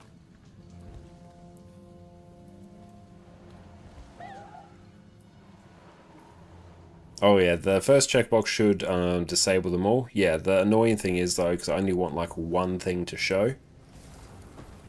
Whereas what I can do on Blish HUD is just tell it to...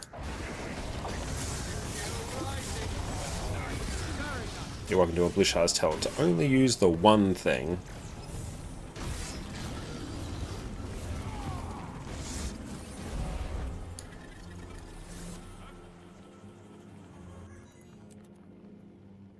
You got the same head in 4 different languages in a row. That's spectacular.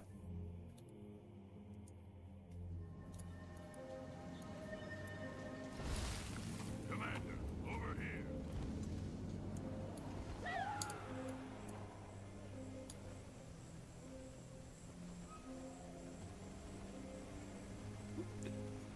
Yeah, it's complementing your multilingual talents.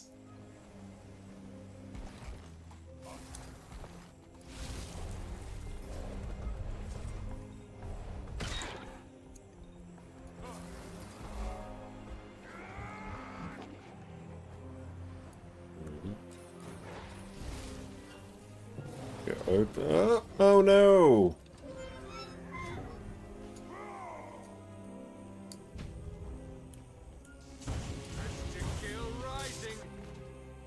So you can tell me maybe you're Italian from school and little broken French really did the job.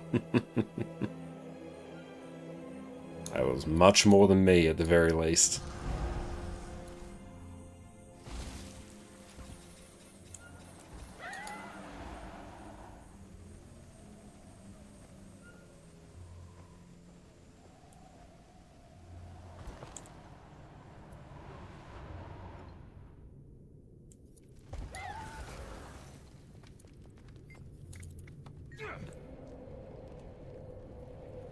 English makes both languages. Anyway, I'm just I'm literally going to Google Translate it. I'm going to assume it means cheese sandwich.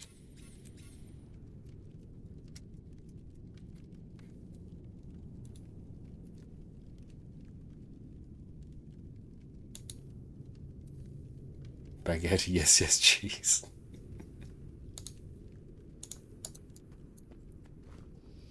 Yeah, it's literally baguette, yes, yes, cheese. That's a totally reasonable thing to ask.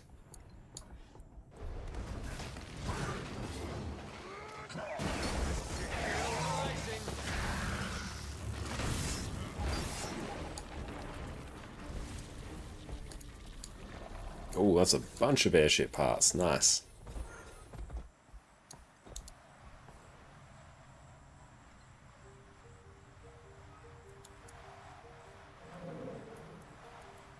Ah, screw it. Let's just go back this way. Enough to survive in Paris and get cheese baguettes, I guess. Yeah, that's totally fine. I say, like, so you got your accommodation sorted, you've got your cheese sandwich to sustain yourself. Like, you're set. And don't know what more you need.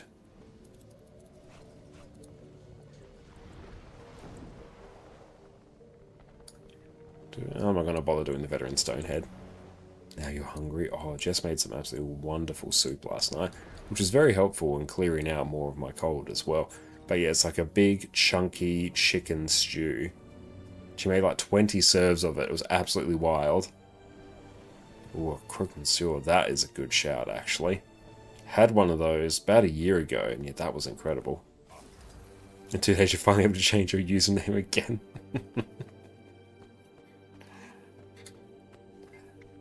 I'll try and pick it when you do. Can you assign nicknames on Twitch?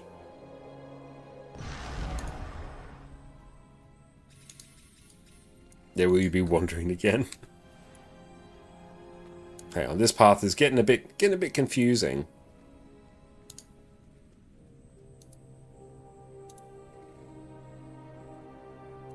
There we go, that's better. Hang on. That's right, that I can work with, that I'll recognize on sight.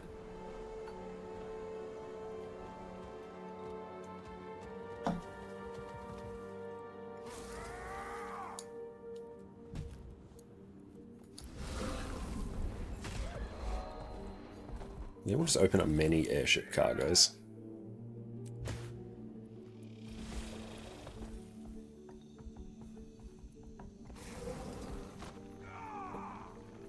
It's very satisfying when you get like a big round of airship parts. All this to get Scrapper unlocked so I can literally use it for stealth gyro.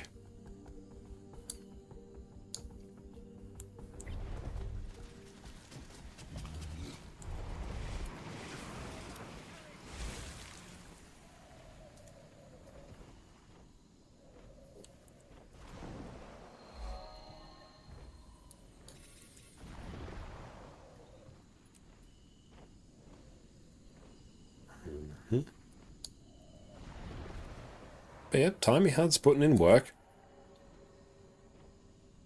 Does anyone know, oh you might know Speaker, if it has the option where it like automatically adds waypoints to your clipboard once you reach a certain point? Because that was a very useful thing about Blish HUD.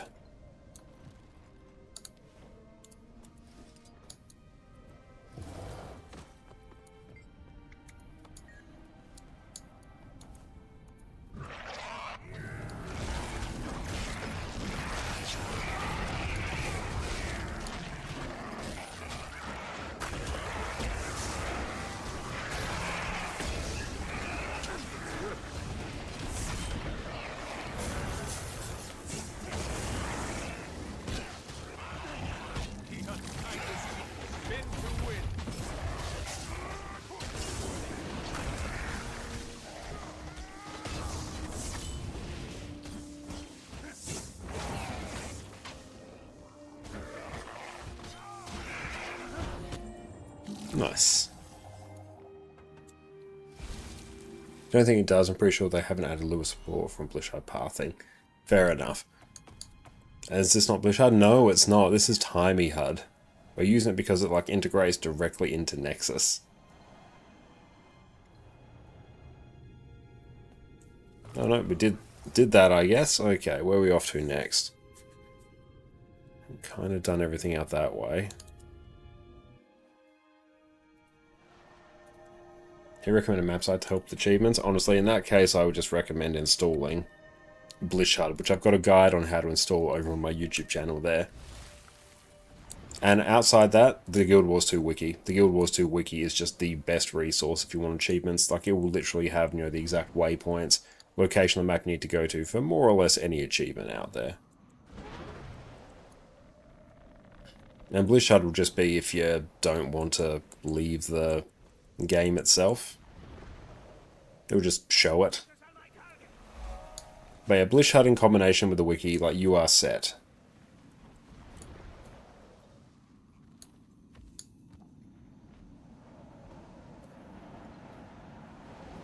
But it'll be good eventually when and if the Lua scripting from Blish HUD is enabled in Timey HUD, because that's just super nice.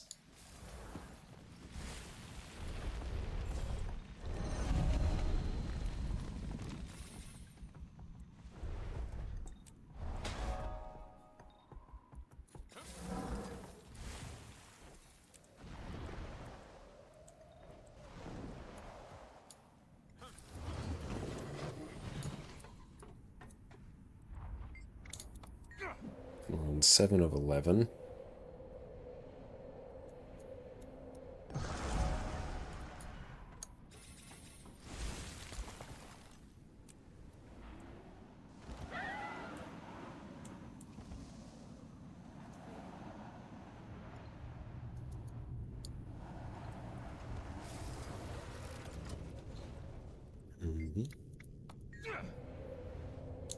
So we've done that. We're on 9 now.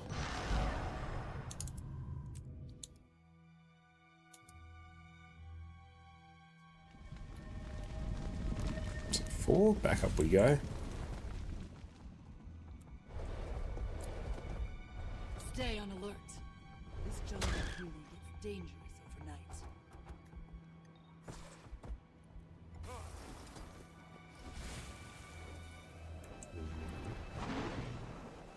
That's good. At least this way we'll be able to get Scrapper unlocked.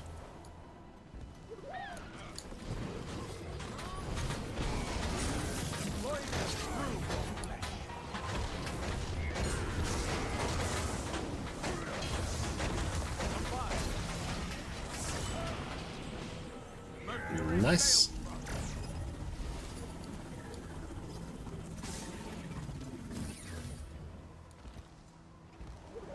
After Blush, I presume you mean Blish, you couldn't get Arc DPS to work again. Is any alternatives for DPS meters? Blish doesn't interact with Arc DPS in any way. What could have happened is that you didn't update your Arc DPS, because Arc DPS needs to be periodically updated, particularly after a new patch. And even what you can do is just delete any files associated with Arc DPS from your system, like delete even your add-ons folder or bin64 folder. Guild Wars 2 will literally just recreate it when you launch it in its completely stock state and delete any Arc DPS files from your documents and then just reinstall it, and it should work.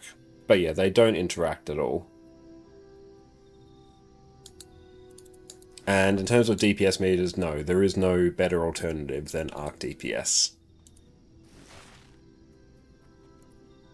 But yeah, like sometimes things get a little bit screwy. Oh, they do interact actually. Blish has an icon called Nexus Ship. Oh yeah, basically just shifts the Blish icon over to make room for Nexus. Oh yes, yeah, true.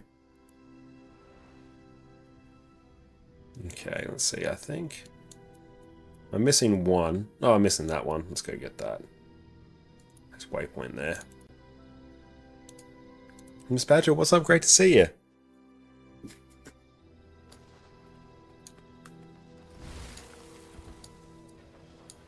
Oh, but that mostly links Blish to Nexus, which is a bit different than linking it to Arc DPS.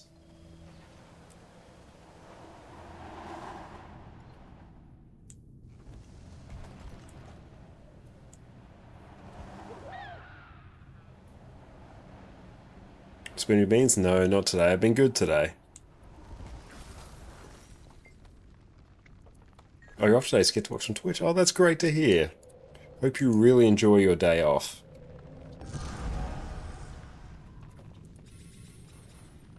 Okay, so next step.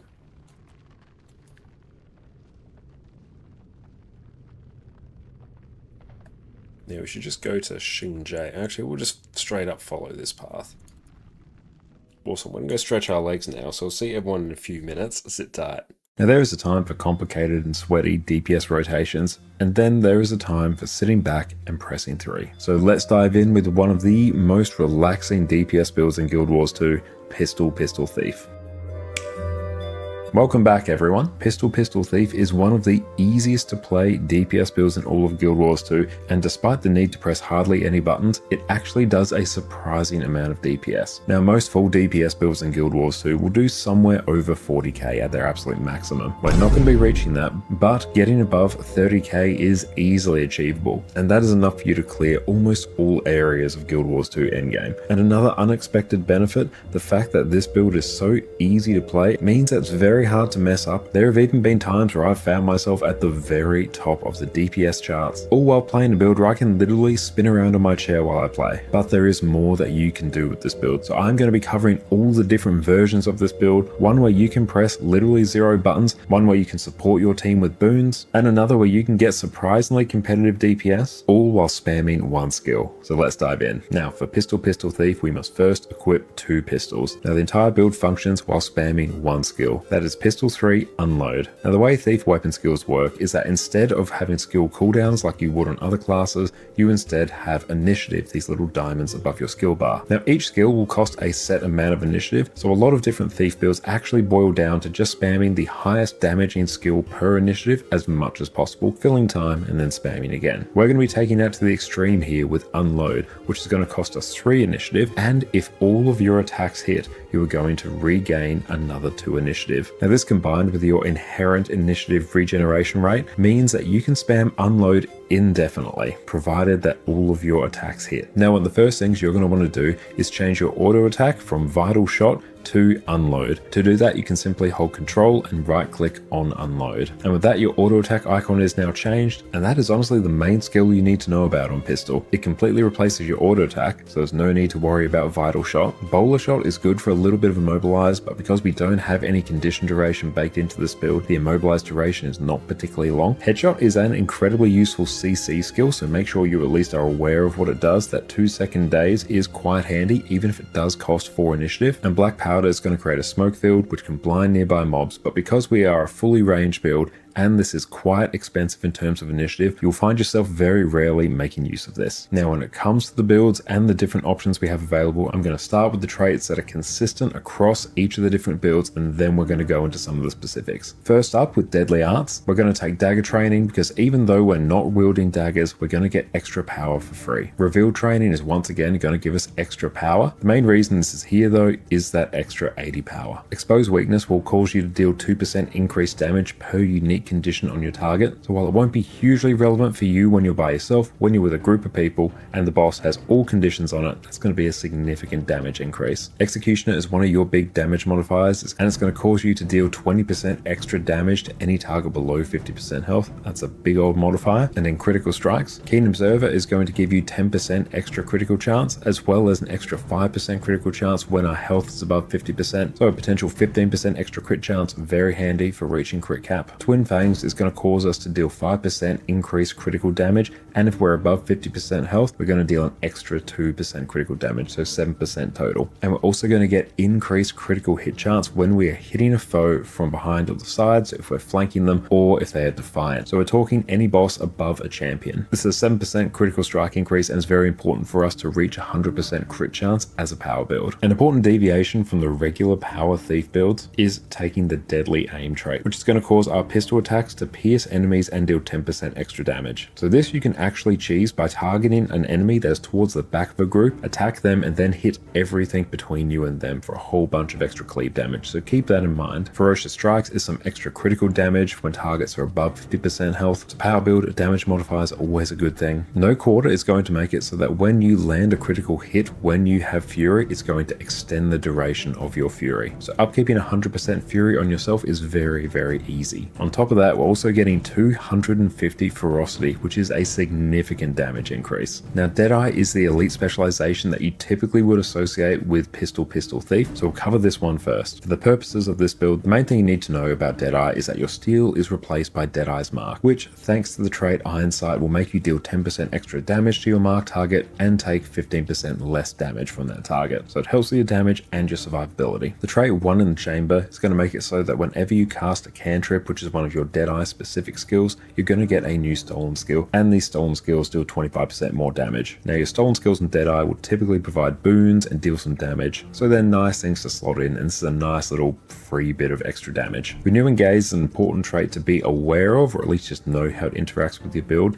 So Deadeye's mark will recharge whenever your marked target is defeated. So you'll mark a target, defeat it, and then as soon as it's gone, you can mark a new target. Make sure you're always marking a target. It gives you a whole bunch of benefits. Premeditation will cause you to deal increased strike damage from each boon that you have. This is a little bit of extra damage when you are by yourself, and you get some extra concentration, so boon duration. This is a nice little bit of extra damage on yourself when you're solo, but when you're in a full group and you have all the boons on you, this can be a huge damage increase. Like we mentioned before, Iron Sight is going to make it so you deal 10% extra damage to your mark target, and you're going to take 15% reduced damage from them. Be Quick or Be Killed will grant you a few seconds of quickness whenever you mark a foe, and you get an extra 200 power and 200 precision whenever you have a target marked. So once again, we're always going to want to be marking a target. Now, a very handy variant of this build that you can run to actually help your team out with providing boons, and it's also quite good for running open world, because running around in open world with quickness is amazing, is swapping out the trait Be Quick or Be Killed for Fire for effect. So this is going to make it whenever you mark a target, instead of getting a random stolen skill, you will always get the stolen skill Steal Time, which will grant you a few seconds of quickness, and Fire of effect will also make it so Steal Time will give you 8 stacks of might and fury as well. Now, if you want a version of this build that doesn't use an elite specialization because either you don't have an elite specialization unlocked, or if you want to shock your team and bring in a core build that actually does quite decent damage, you can run Trickery instead of Deadeye. Now, the main reason for taking Trickery is the trait Lead Attacks, which whenever you use a skill that costs initiative, you're going to rack up more and more stacks of lead attacks, which cause you to deal more damage up to a maximum of 15%. Because you're constantly going to be spamming unload, this is going to be capped out at all times, so it's a free damage increase more or less. Now, traits we take are going to be all about buffing up our steel, so we can make that as useful as possible. Thrill the Crime is going to grant you and your allies some might, fury, and swiftness, which, hey, being able to provide some extra boons for your team for free is just nice. Bountiful Theft will cause your steel to grant you and all nearby allies vigor, and it's also going to rip boons from your target as well. So if there's a boss where you do need some boon rip, this is actually quite a useful skill to have, and if your target doesn't have boons, you're going to get some might as well. There's not many useful traits to take in the Grandmaster slot of Trickery. And we are back. Welcome back, everyone. Okay, let's go continue on here and take a look. Let's go Pathing Window Toggle, End of Dragons, Toggle Waypoint Start Marker, Waypoint Markers. Yeah, that's fine. Cool. We'll just leave that turned on. We've done that one. Where does this one want us to start? Let's just go back this way. See if we can get the very first waypoint. Actually, what I can do, that's probably even a bit better. We can go to a guild hall, and then we can exit said guild hall. And that will work pretty well. Okay, so the exit for the guild hall, I think, is out this way.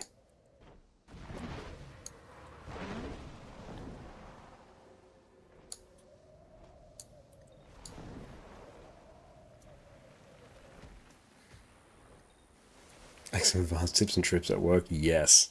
Get all your advanced tricks. Yeah, that works. Get them all here. It's a much quicker way compared to me having to navigate through to the start of the path. So this will just get me a straight port into Saitang.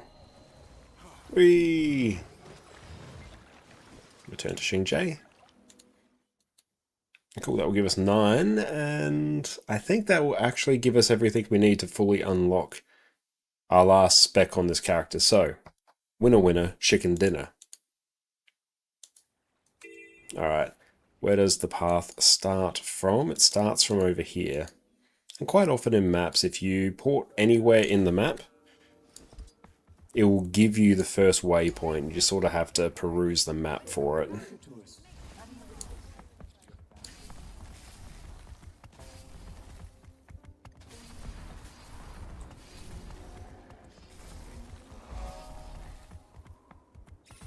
I think Jackal still has some uses. It's actually surprisingly speedy.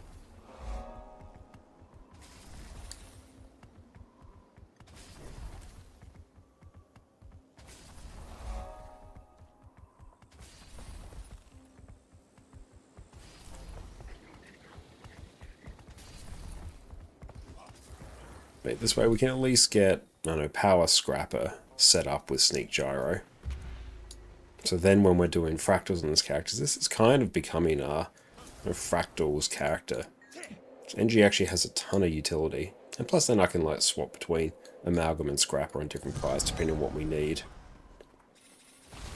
Oh.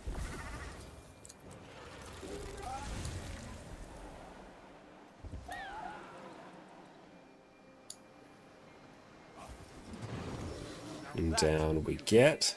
Welcome, trainee. For your last combat trial, please step into the designated exam area. Enemy detected. Was that your face? Incredible. Organic beings amaze me. But just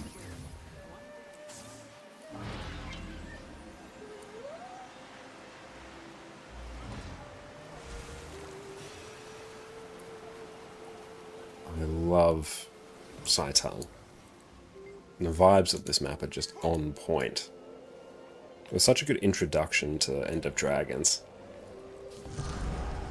Oh, excellent. Thank you so much for that, mate. I really appreciate that. That's so kind of you. Thank you.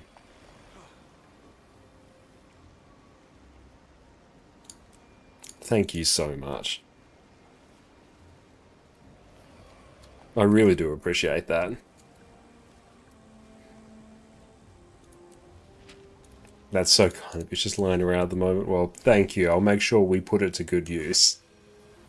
Thank you so much. And yeah, it's great to see you.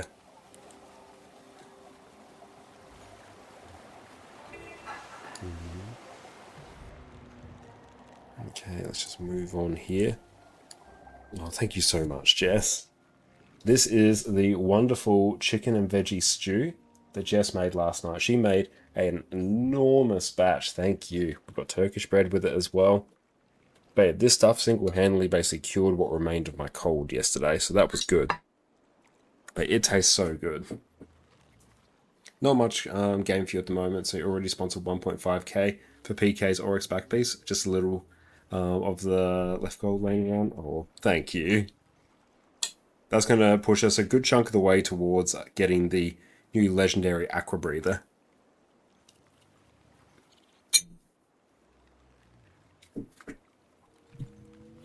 Because we've been short of gold since we got the permanent bank access.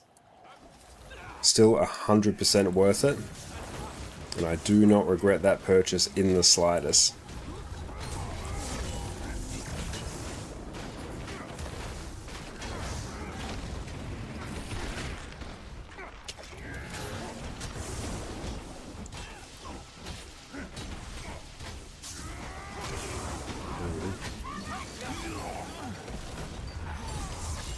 Are we now fully out of gold at 2.5k liquid? Wow.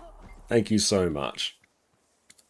And sorry, what's the name of this program to show you where to go? This is Timey HUD, but the people will be more familiar with Blish HUD. Blish HUD is basically, I don't know, Timey HUD is basically Blish HUD, but managed within the Nexus add-on installer. I will eventually make a video about Timey HUD, because I can link that as well. But Blish HUD is the one that's most commonly used. It's been around for much longer. And it has, Blishard itself has like some extra nice features in there.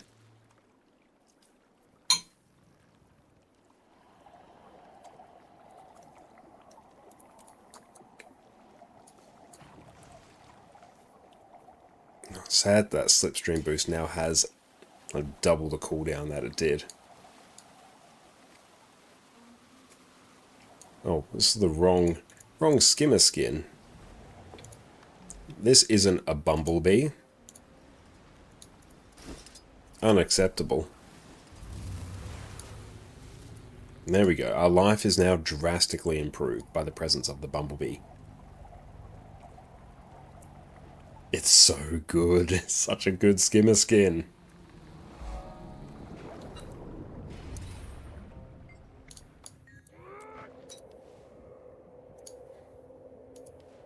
No, I'll just put on a bomb kit there.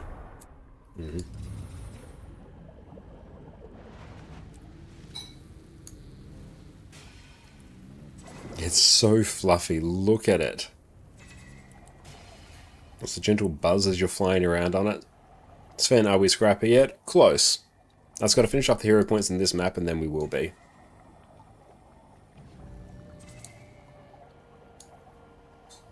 Plus, yeah, right now we're just enjoying the immaculate vibes of Saitang.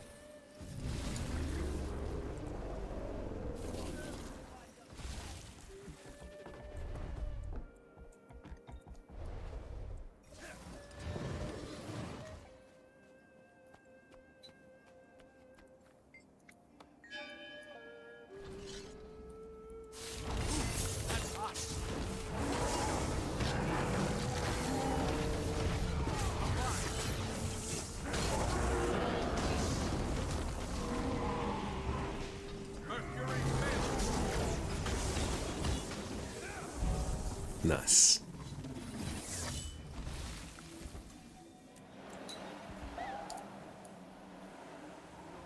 I have to do a bit of a stock take of how many characters need hero points. I mean, the answer is going to be a lot, but I'm curious to see how many it actually is.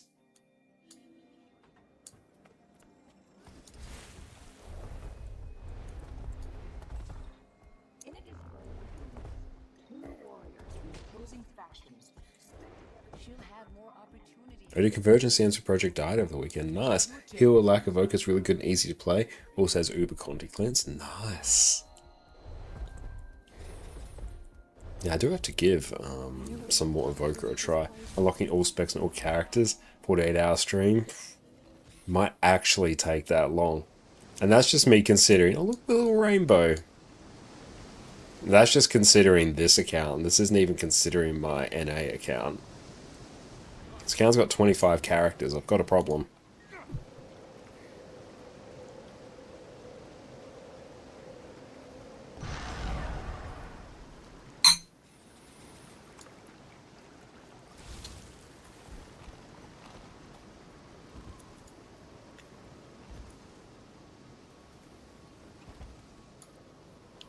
Heal Evoker almost doesn't need to run the water trait line. Wow, that's crazy.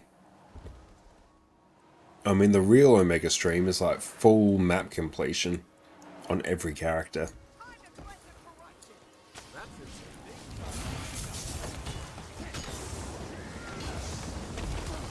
Deploying projectile.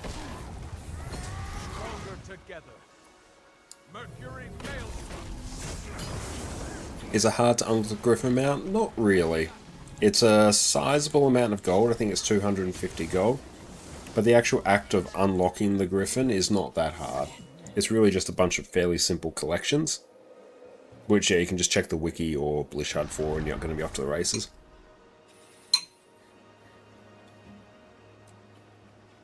But yeah, it's just expensive.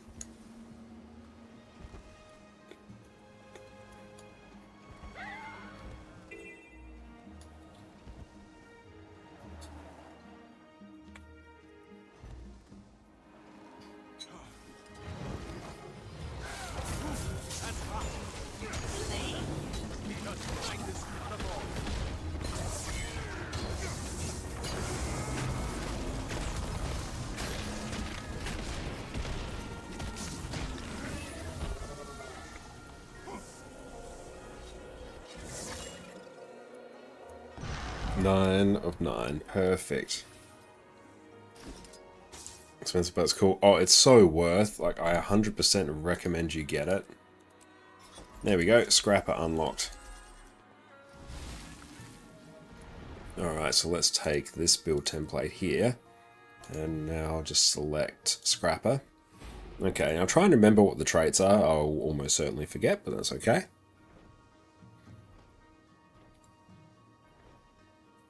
Gain might when you have stability. That seems pretty cool. Actually, gyroscopic acceleration. That's pretty good. Yeah, let's do that.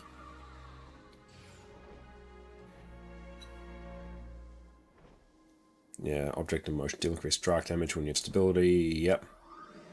Fly force gains stability when you gain might. Might grants bonus power. That's the quickness trait.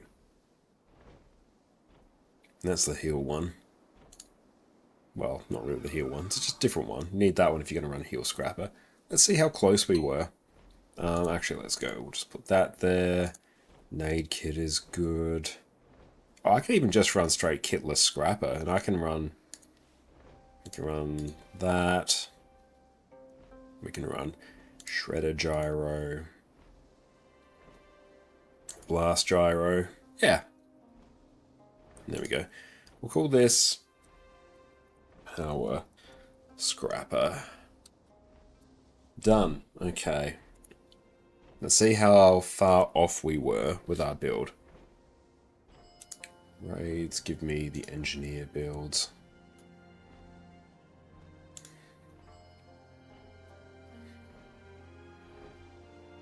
And we'll just go power scrapper. Yeah, no bomb kit for us. Okay, I think we were actually spot on with the traits. Yep, we were. Just sort of goes to show, once you sort of understand what makes a DPS build tick, which is really just as many damage modifiers as you can, very quickly you can come up with what people who've already like fully optimized it, because the reasoning's the same.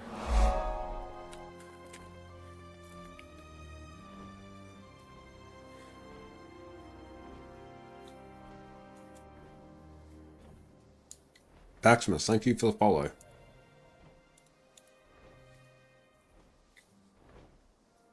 Right, so now let's see.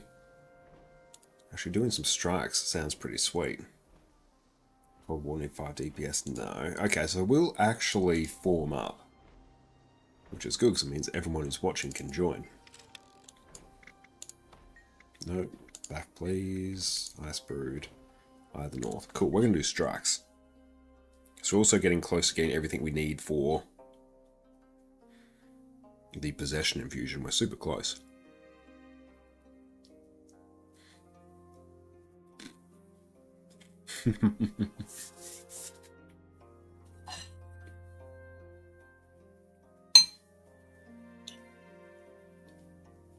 I'm not above getting carried. I mean, Spar's basically carried us to Cerus LCM.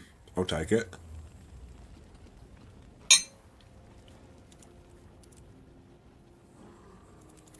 Raid mode, let's see. What are the dailies? AH and Febe. I'll forget that anyway. I've pressed literally the wrong buttons for everything. This is boding very well.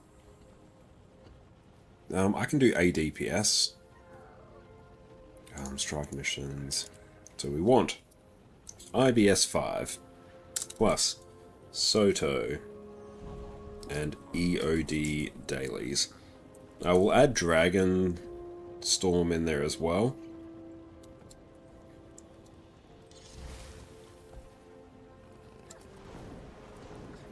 Boon Heal. I'll give us a chance to eat our dinner as well. Boon Heal. Boon DPS. DPS. State Roll. I need a copy paster of that at some point.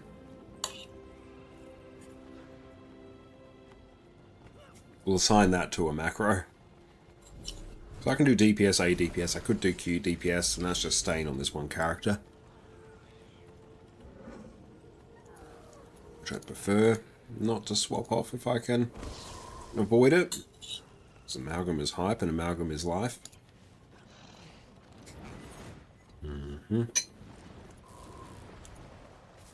Here I go. Any boon heal.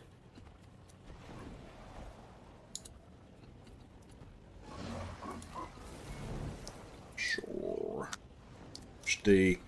Okay, we've got a Q heal. Oh, shit, that started filling quickly. So that is Q heal. Come here. Then I will go here as a DPS.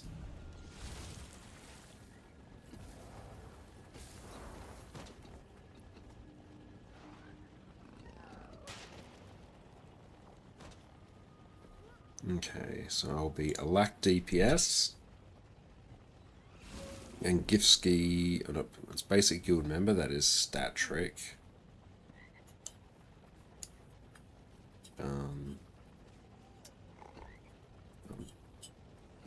Good for heals. What boon are you doing? Basic.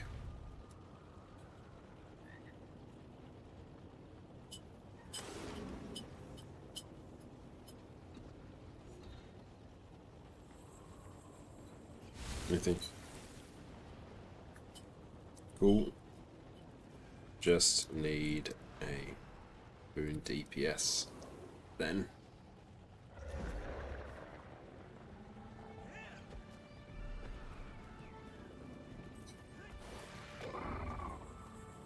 We good for heals. Cool, that's the hard part done. Okay, so we just need a boon DPS.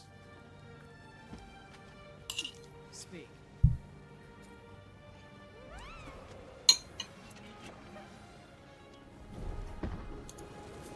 Yeah. Alright, so we've got a bunch of peeps just joined. Oh cool, I stopped it on 9. Okay, so now I just need to specify boon DPS.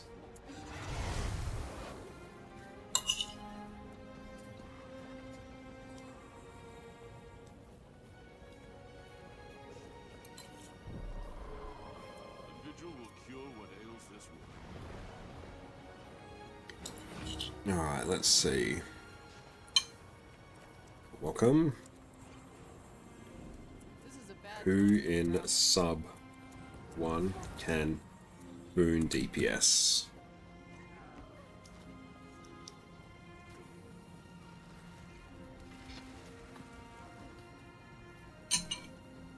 Yeah, TY. TY, go a DPS. Mackie.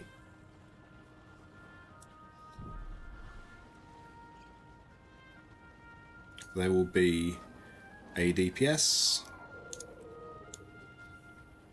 Refreshing. Go Q heal. Starrick. Okay, cool. Hard part is done. We got Q heals in this group today. No A heals. That's different. Nice. Oh.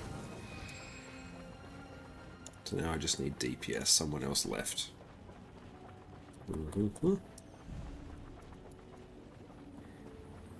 Embrace simplicity. Strike mission. Let's get Bone Skinner done. Welcome, DPS.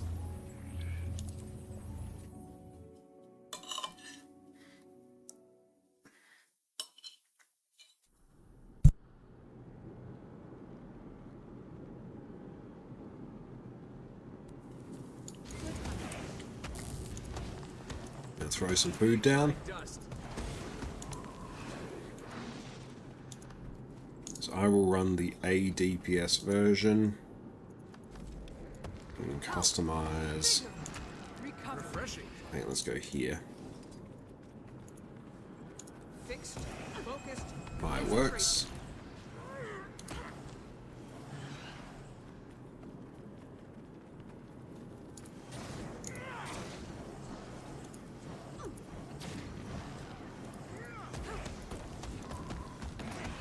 we go. There.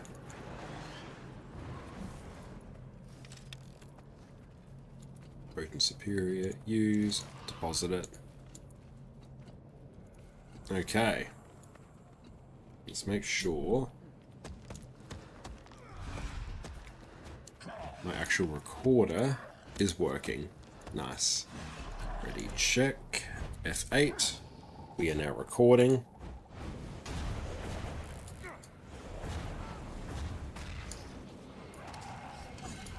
Oh, did I not?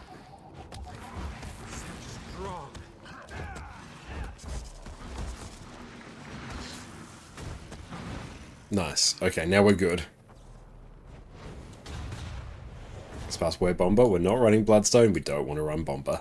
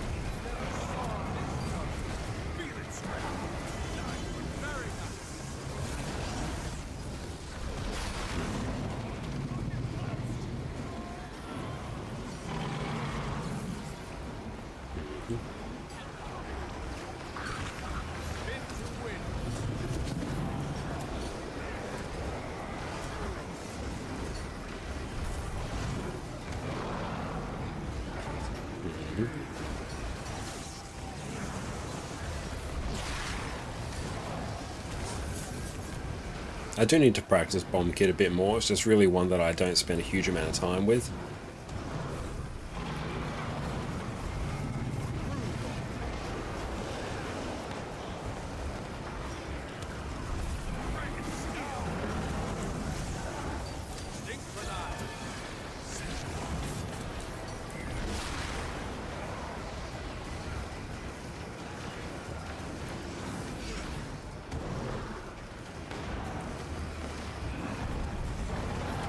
I mean, honestly, on here, this is like such a power-orientated fight. Yep, no, that was a rifle mech.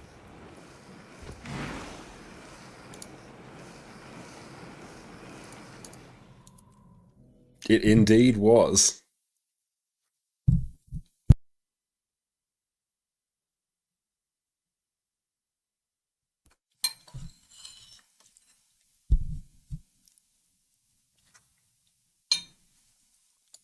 How did Fractals rank in 2012 for gold farming? Great.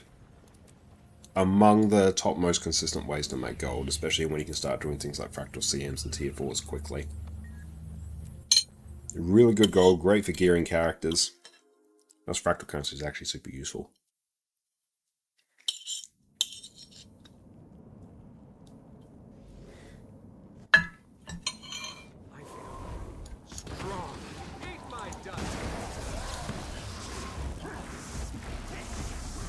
Now, Heal Deadeye is where it's at. Yeah, they made like Heal Alack Mirage actually good. How are you doing? You can't say it's cursed now, now it's just good.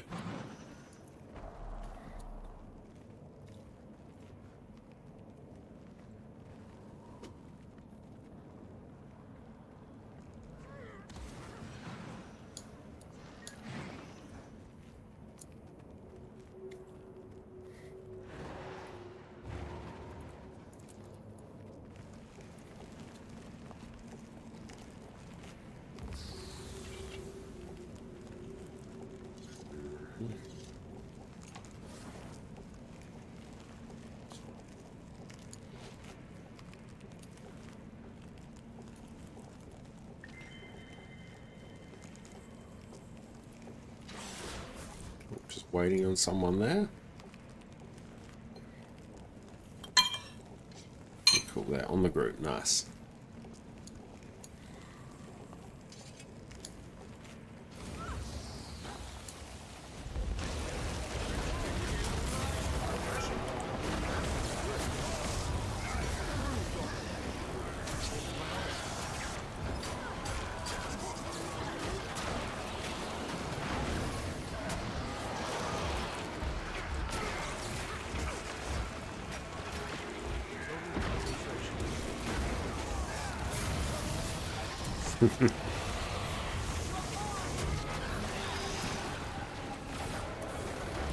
I'm the one with AED. I can stand there.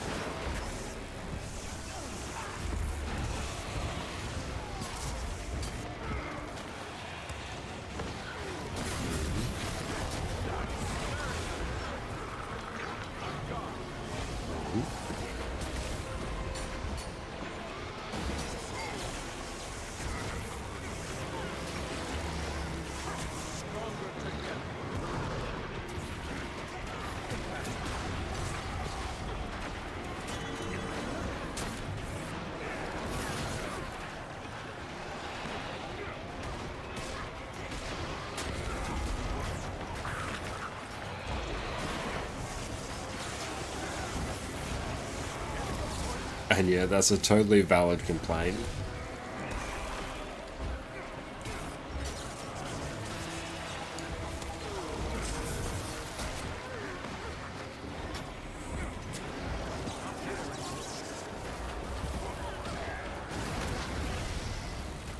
Cool, we're sitting in like top DPS on ADPS Amalgam.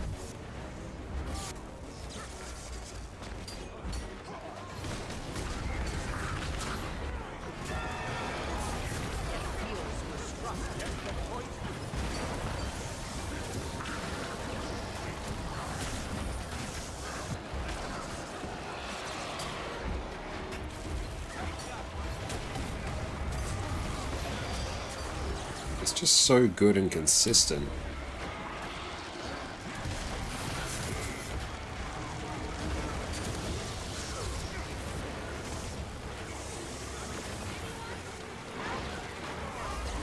Nice. Never have too much trouble. Oh yeah, that's always fun as well when everyone scrambles to get into the green. You're in the mail, okay? What's your beef with it?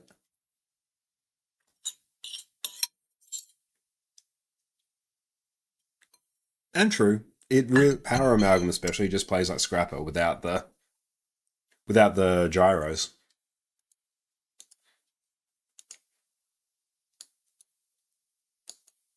But yeah, the burst on it is spectacular, which is nice, and just it's super easy to pull off.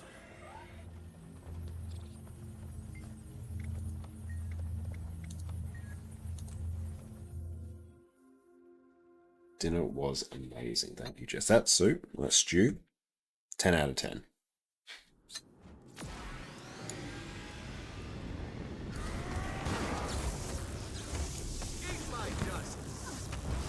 Help!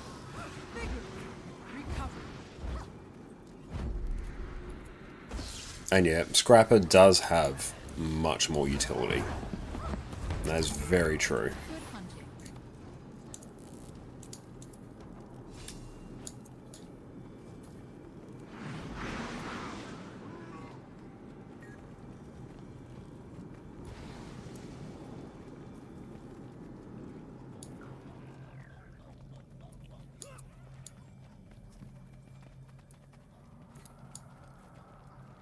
Oh, Function Gyro. Yeah, Function Gyro is great.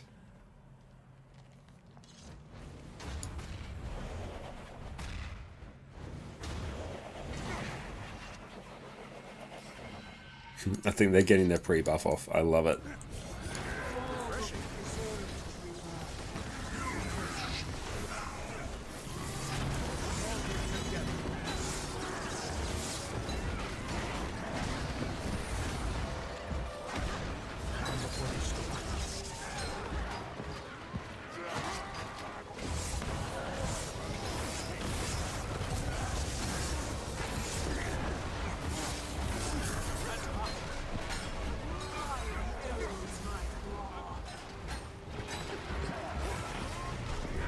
Do we have stability? Let's find out together.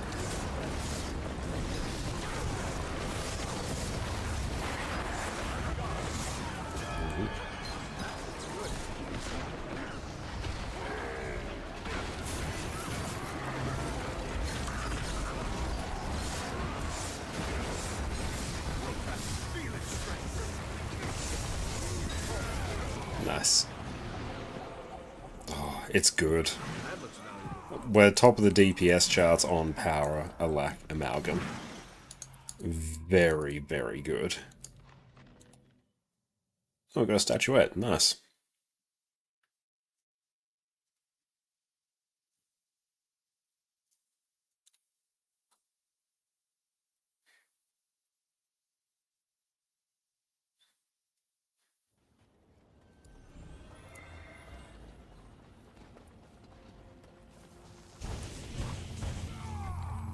Strike mission. Freynier.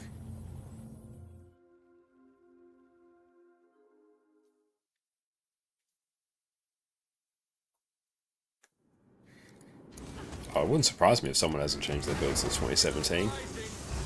People find something they like and they'll stick with it.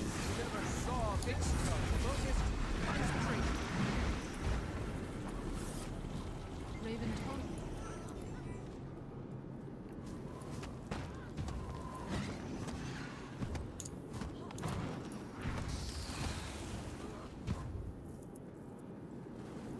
Yeah, we got one of those fancy pants statues.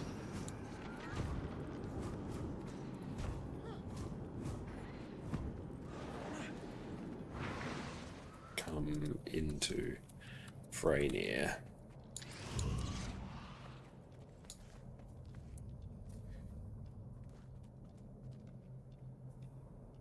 So someone didn't get the prompt and isn't quite aware of how to change. How to either re-get the prompt or just enter the strike mission.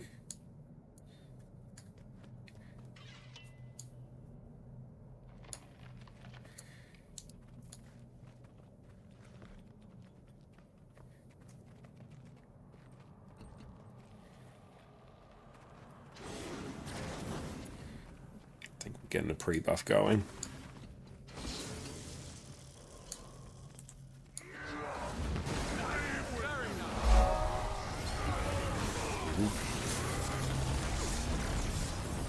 And thank you, D3, for the follow. I appreciate that. And yeah, Power Amalgam is really, really good. It's time to sleep beneath the stars.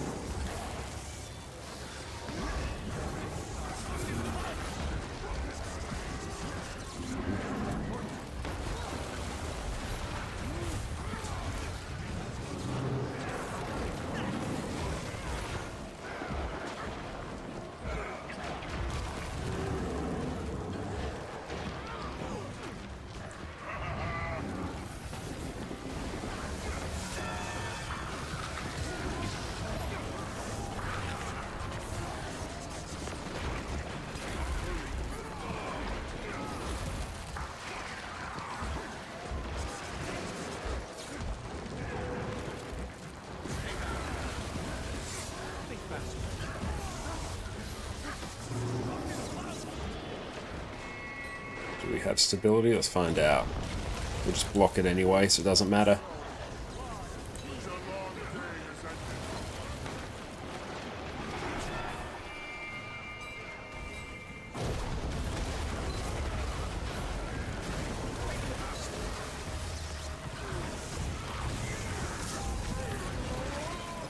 Nice. Never have too much treasure.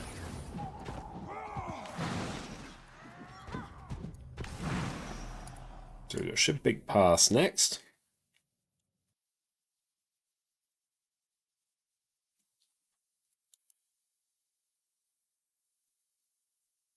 Yeah, Ship Big Pass. Good, I remember correctly.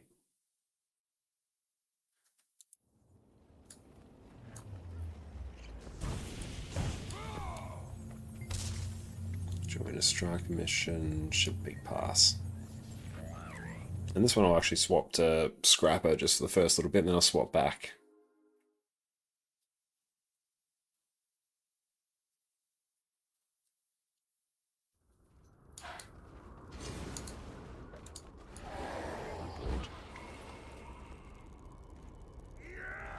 Hammer Energy, it just feels good. Yeah, just spam Hammer 5 and 2 off cooldown, use Rock Charge to evade, you got a block there. It's just, it's good.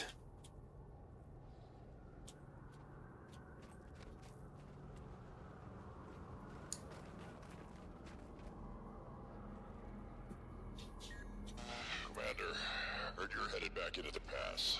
I'll be right there. Give me that. You stay put. Be careful up there. Conditions have gotten worse since Vanguard left. You'll have to find another way up. Armored up. Just give me stability, let's find out.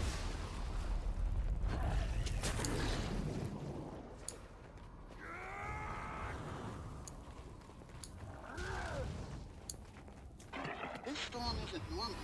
Blocking us from following Vanguard? Makes you wonder if it's intentional, and who's pulling the strings. Watch yourself out there, Commander. Oh, the sheer amount of super speed, it's so good. Oh no!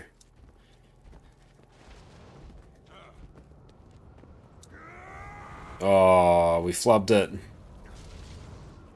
Oh wait, no, they flubbed it. Oh, I also flubbed it. No. Now the trick is we got to give him. Ah, we got to give him super speed mid jump.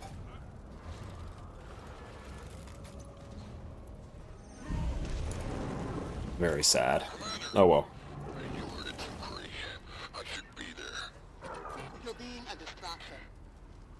We're running rifle amalgam with the toolkit, and how did it go? Help! Yeah, the hardest part is literally the jumping puzzle.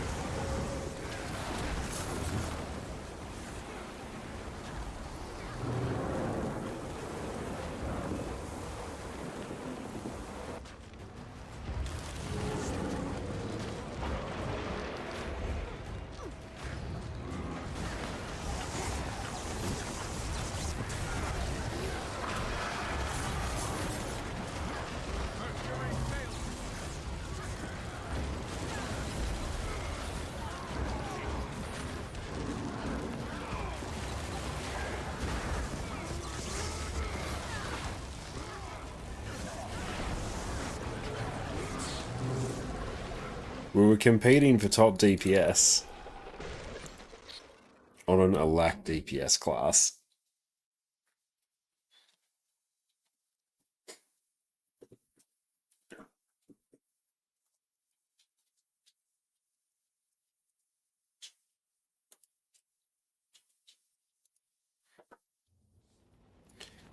Okay, now let's go DS.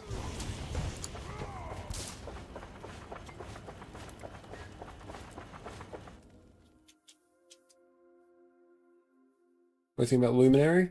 Overall, like, I enjoyed my time playing it. It is my least played of the new specs so far, but I enjoyed it when I played it, but I really need to spend some more time with it to form better opinions on it. Clear out the fire bugs and make way for the prisons.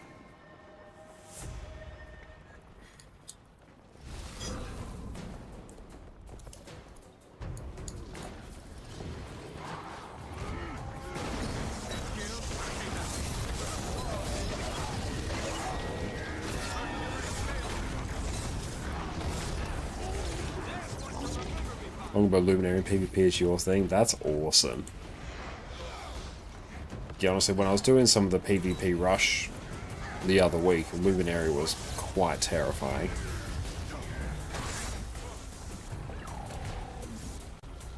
No, I need Alt Shift B to hide the boon table.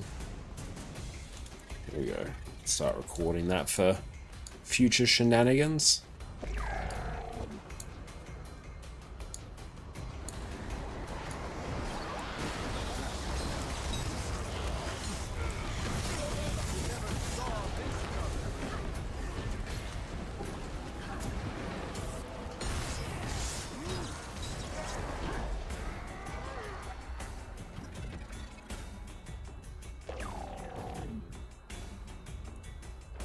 Prism's coming in for a landing. The area's cleared, Kate. Bring him down. We break the champion's connection to the dragons, then we use that magic against them. What'll happen to Bram? To Ryland? Bran knew the risks.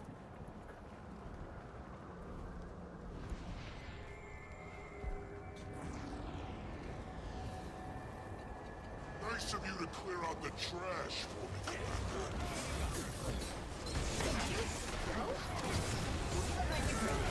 All right, thermic energy can't be good for you. We have stability, we do.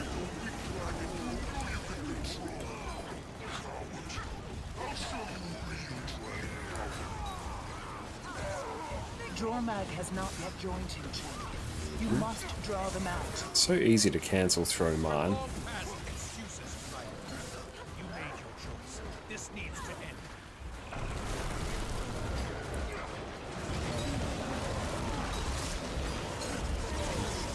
Stay back.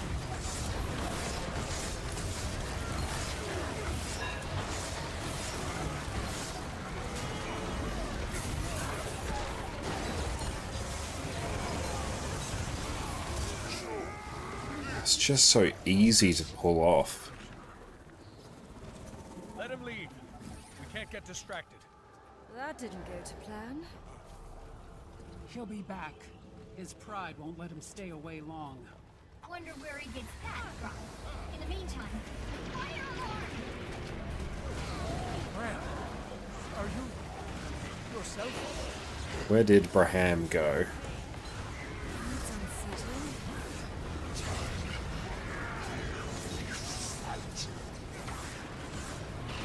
Trust in the 17 stacks of stability. We're here to kill Primordials.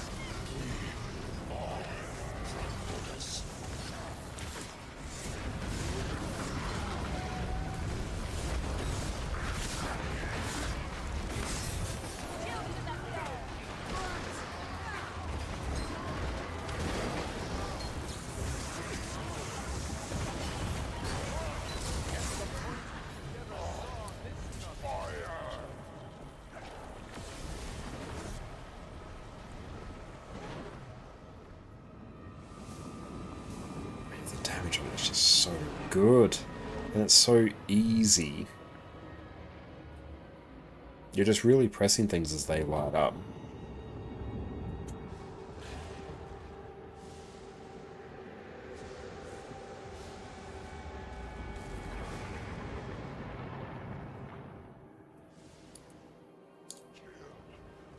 Ice. Just try it. My champion will teach you to fear the We need to destroy the ley line siphons. Do that and we can break the connections to the dragons. Two fire, three ice. As long as Jormag is connected to the power of the champion and the frozen, they will keep Primordius cowed.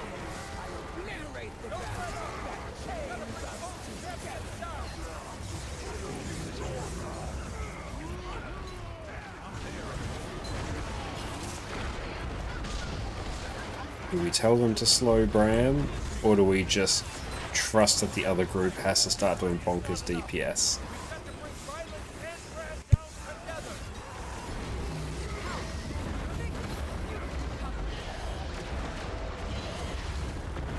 Where did Bram go? Oh, wait, there he is.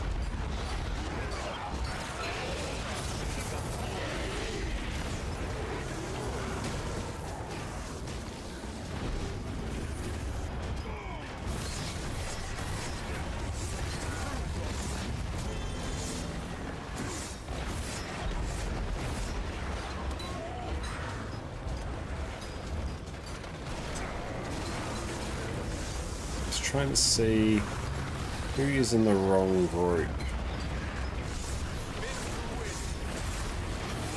Nope, I think everyone's kind of meant to be here.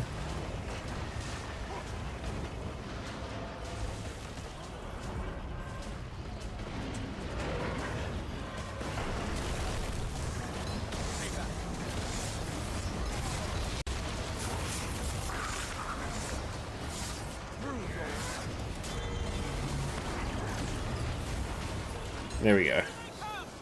Use the prisms now. The champions are hanging on to dragons by a thread.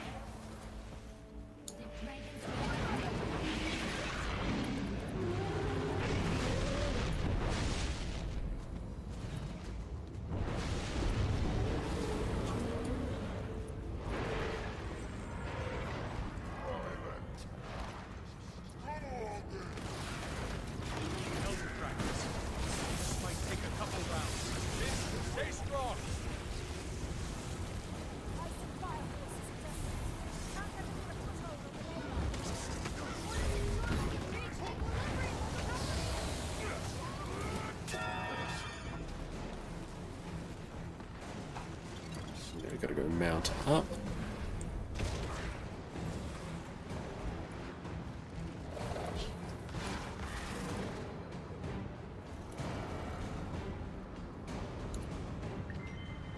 We're getting close to being done with the weekly.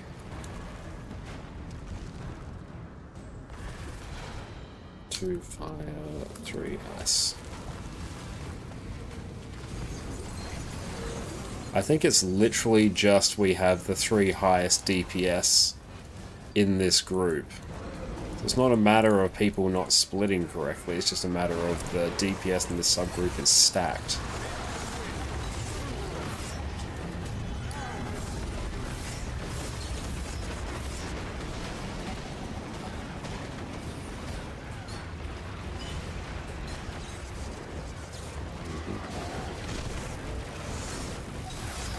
Block.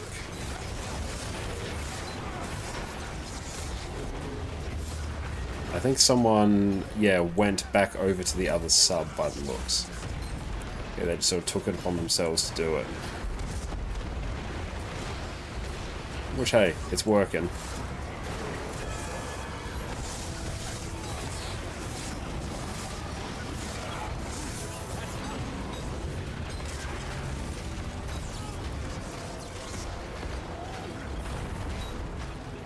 And that was welcome. Is this a meta event in its own or just a raid? A little bit different. It's basically a squadified version of a story mission. It takes place in its own instance. There's a public one that opens up, I think it's like every 2 hours that you can join. And you can always enter it as a squad as well. So there's like one you do as yourself in the story. There is a 10-person version, which we're doing now, and there is a 50-person version. So it's not quite a raid. It's not quite a meta event, so it sort of occupies an odd space.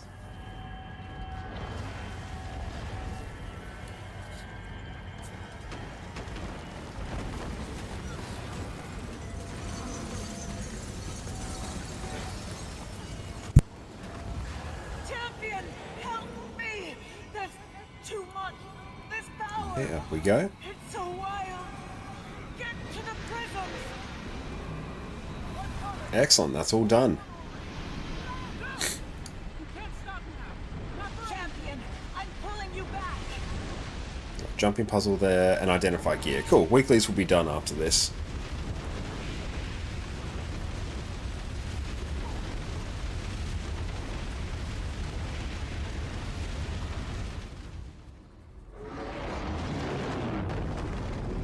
So it's Aetherblade Hideout and Febe.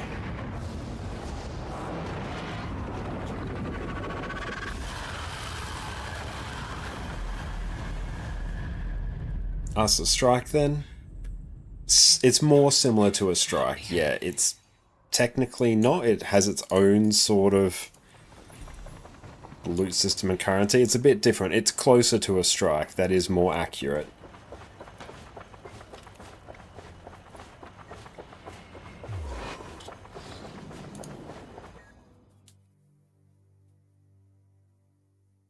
Yeah, when the game was brand new, these weren't a thing. No, strike missions were not a thing when the game first came out. Okay, so I need strike missions, advertise. So I need a DPS. DPS state role, and it's just Soto EOD dailies.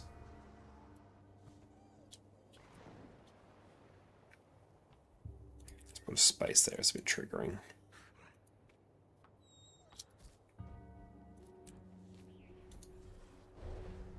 Let's see what we get. TY go a DPS.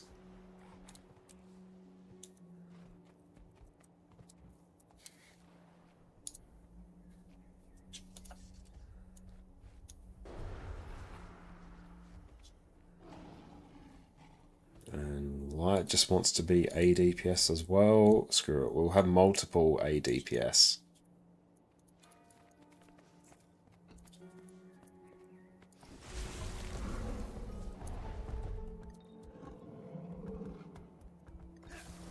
How are we doing on shards? Not too bad.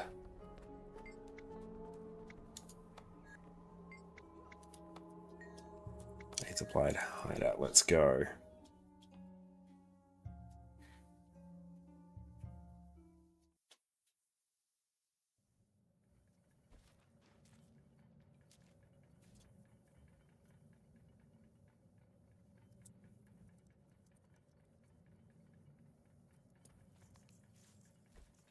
Okay. Just have to build up some more of those.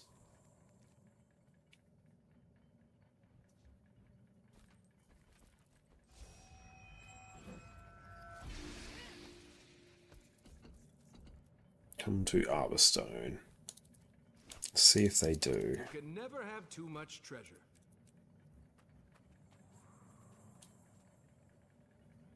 Fixed, focused, concentration.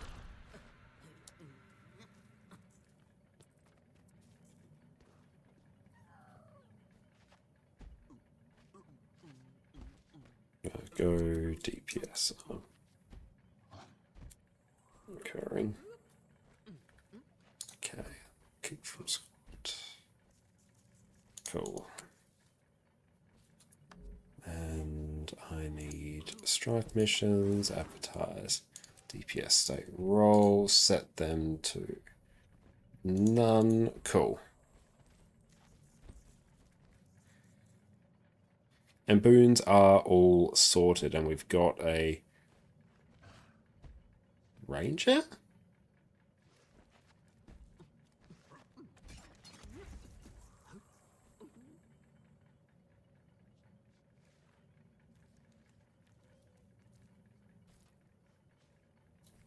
Oh, where's Avenex? Hang on, let's put them down here.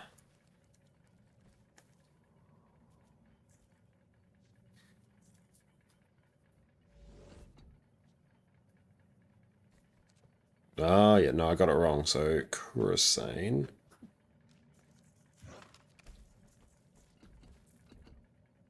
So, Frazeki is Avon X. Cool, so they are a lack DPS.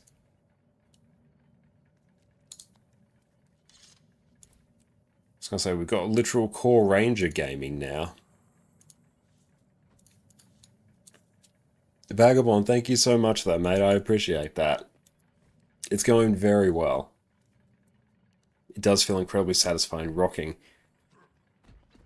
our new Legendary Conqueror of Cerus title.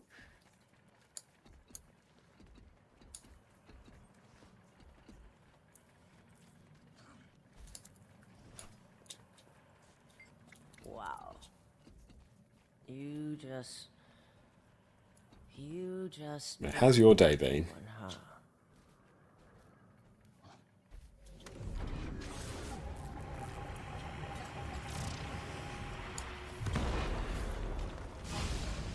We should finish this now. Where is she moving to?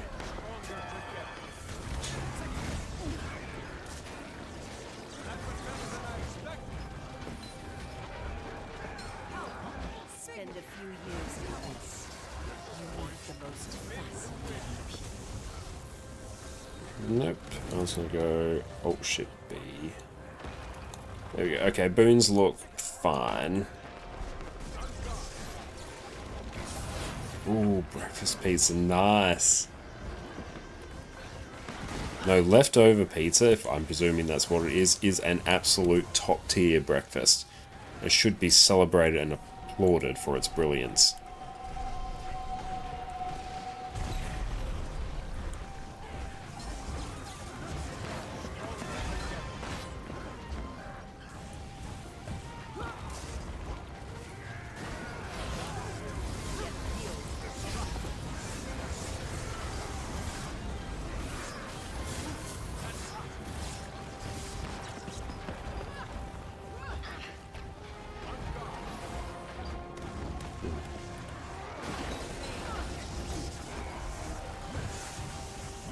I need your power.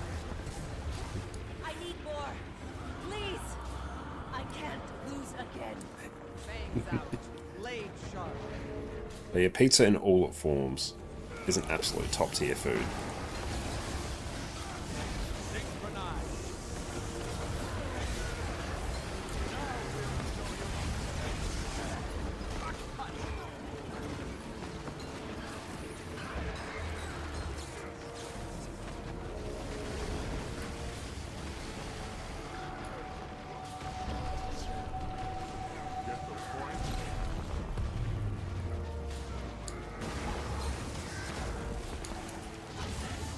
Bounce.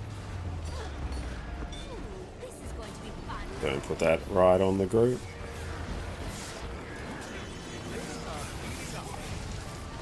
Brah.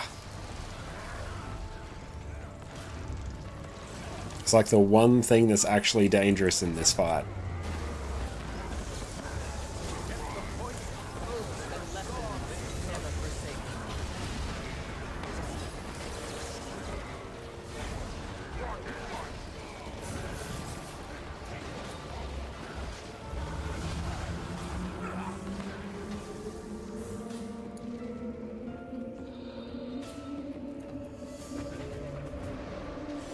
Hope they're in the right spot.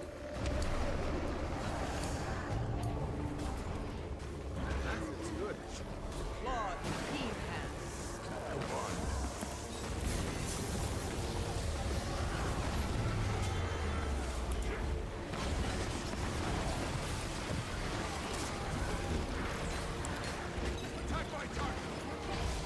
Oof. Brah.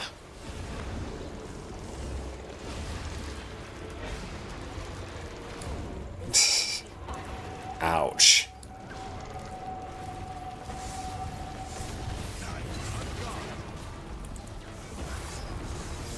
Those are some spicy AoEs.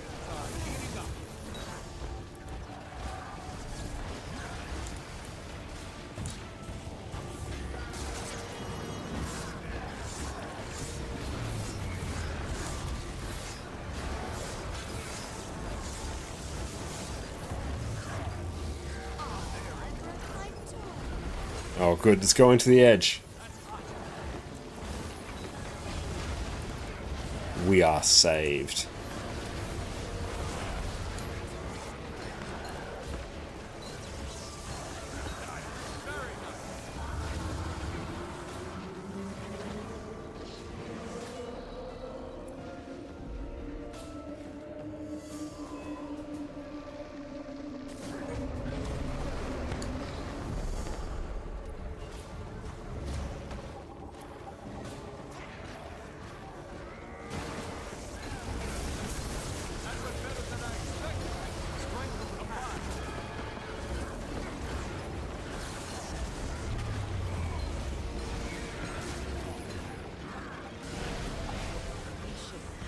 Nice.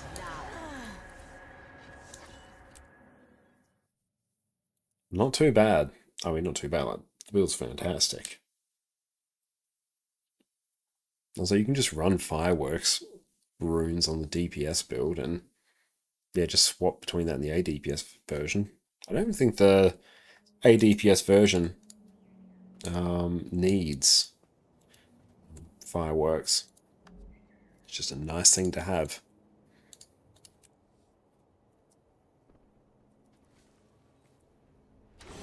Let's go Daily Febe. Yep, weird text, it's fine. Just roll with it.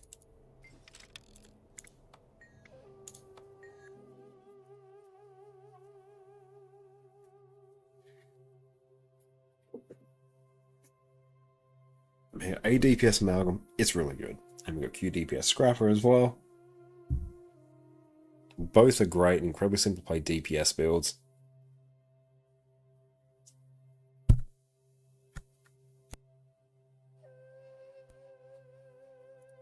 Hopefully we've filled by the time we've loaded in. Looks like we have.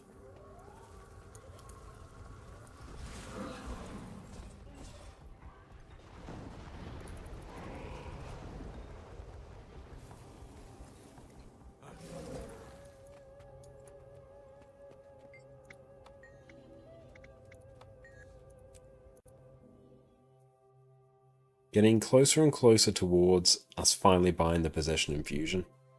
I don't see too many people with it.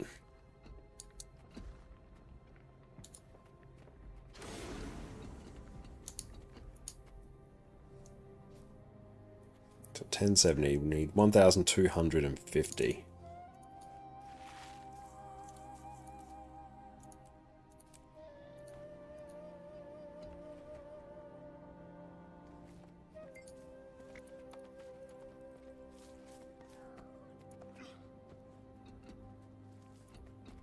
Let's just double check the actual build.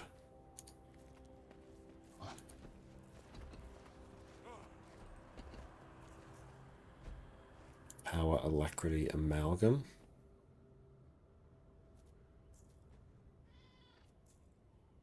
Yep, it's just Scholar.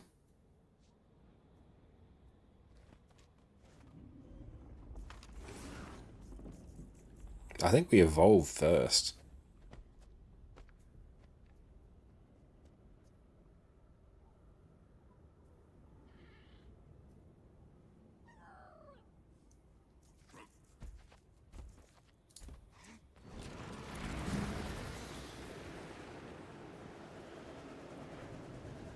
Good, remember to start recording.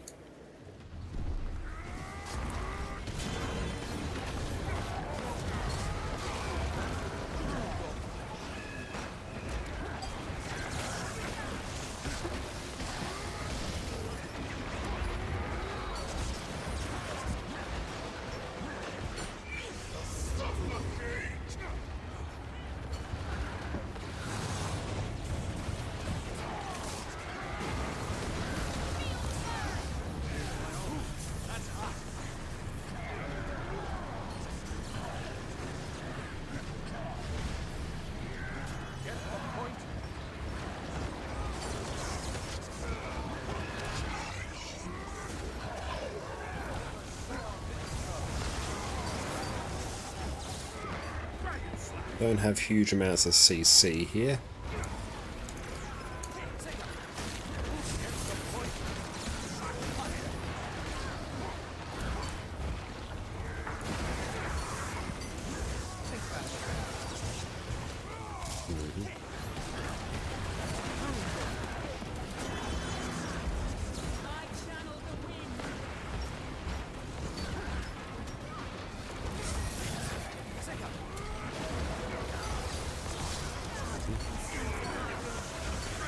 This is a much better distribution of where DPS should be.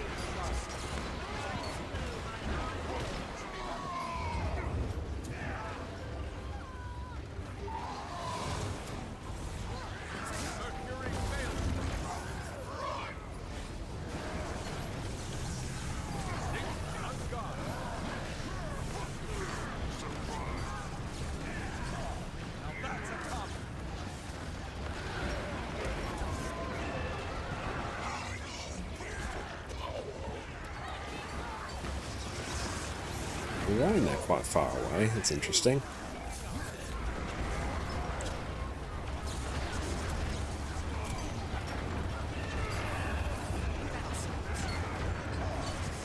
stop those orbs going in. Not that it's hugely relevant on normal mode.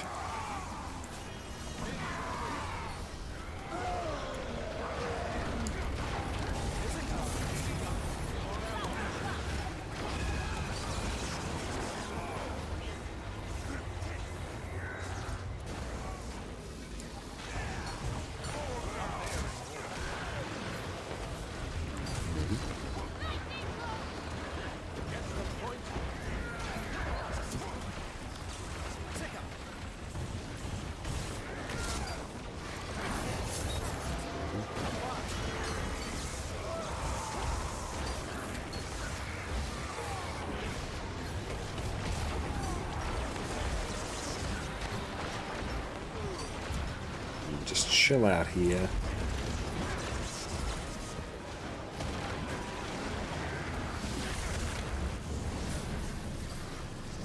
Stay back. Spin to win.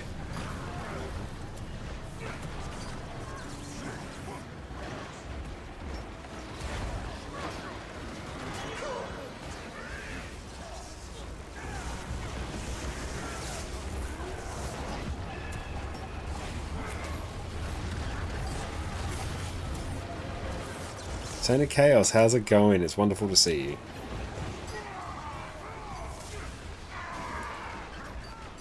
That's right about now.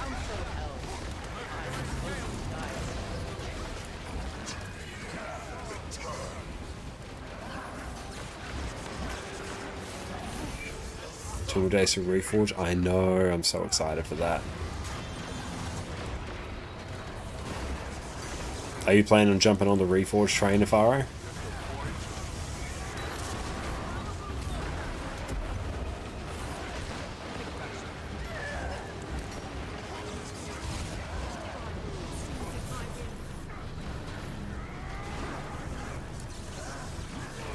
That went better than I expected.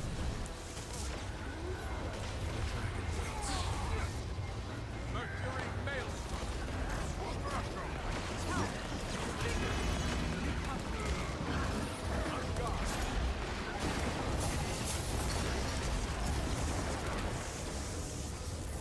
Maybe. Oh, that sounds good. Well, things just started DCing. Oh yeah, just a casual 3k ping spike.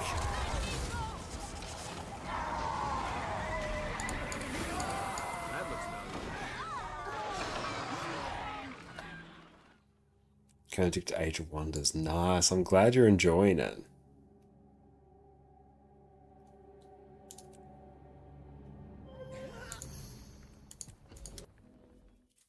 Brilliant. Those are our strikes taken care of. So much gold we made tonight's stream. I mean, it's 100% supplemented by Exodum, but even without the gold Exodum set, it's still a solid, 41 gold man tonight's stream. It's really before I've actually processed a bunch of my fractal currencies as well.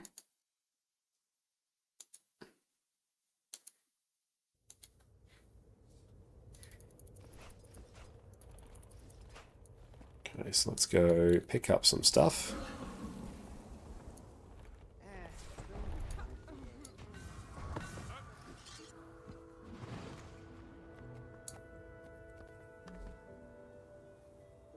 Cool, we've got all our stuff there.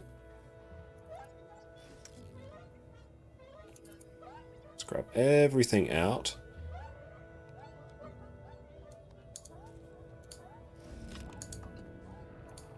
That looks valuable.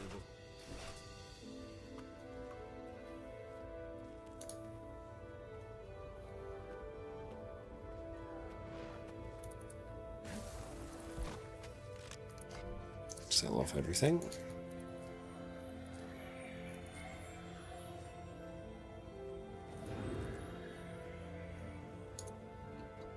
Oh, we've got some more actually, we're not done.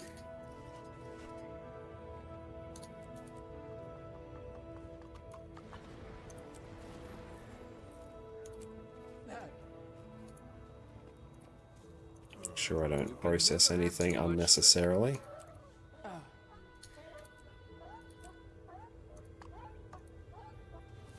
Target destroyed.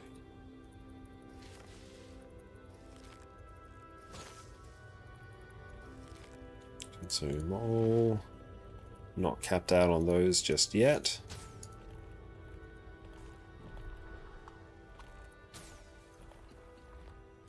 But honestly, basically the fractals and the strikes have made us about 62 gold. Which is not half bad. Oh, screw it, that will sell instantly. We'll just get like another key to deal with that later. Okay.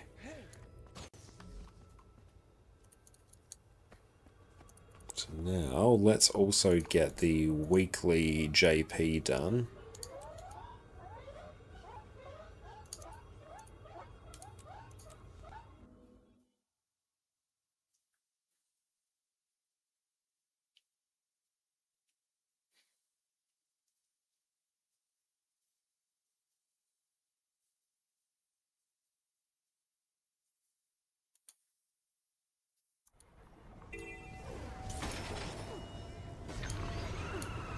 Cool.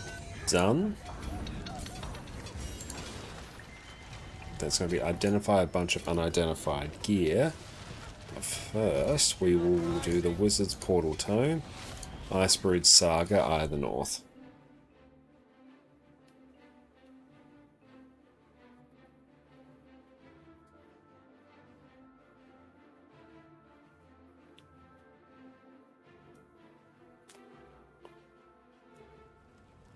Okay, so also I can do things with Tyrian defense seals. I'm pretty sure I've got some. We actually do.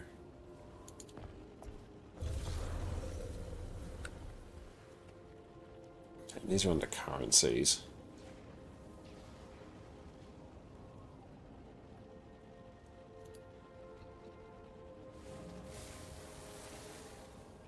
On the limit, we want to get the Cerus supply box.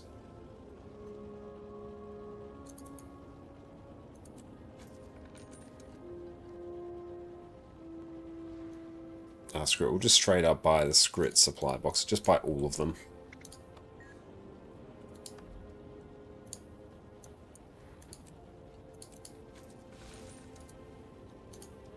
That looks valuable.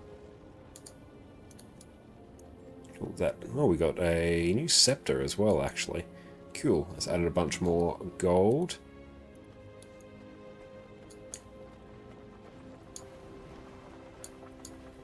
Ooh, shard collector. So we can buy those, but we can't convert the other way.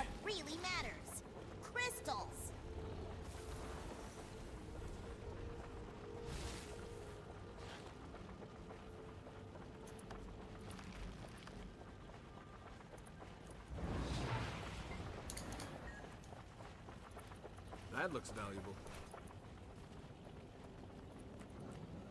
Cool, that's a bunch of extra gold. Cool, we are within spitting distance of our possession infusion now. Now here, do we have... Got those. We don't have these.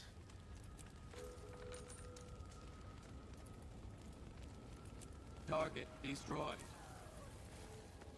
Very cool. That's done. Now we will head over to our other character, our Herald. Now we can process unidentified gear, which will tick off the weekly, which we can then use to generate even more gold and other useful shenanigans.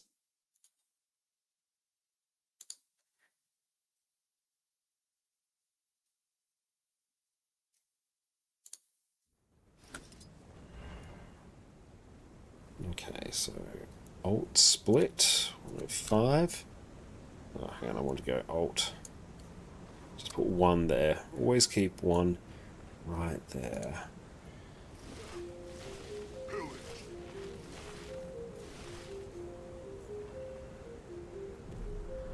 I did these in the wrong order, actually.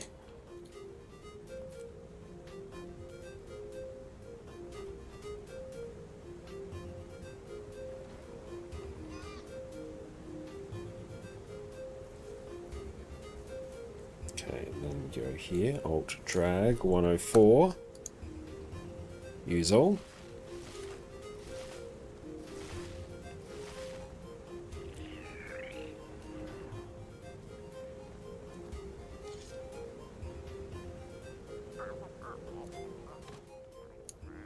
And 48.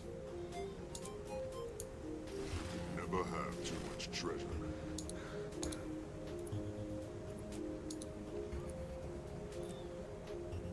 Cool, we got another reclaimed metal plate.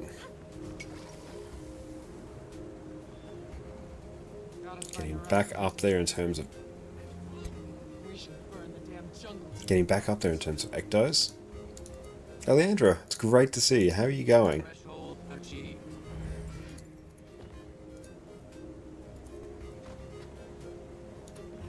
So now the weekly is done. Let's just check what can be done to tick off a daily. View of Vista in the Horn of Maguma.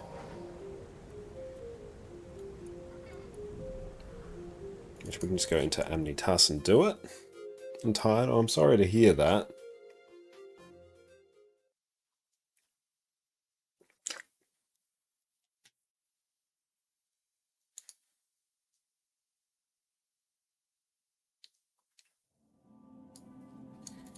Should be a Vista. There's one over there.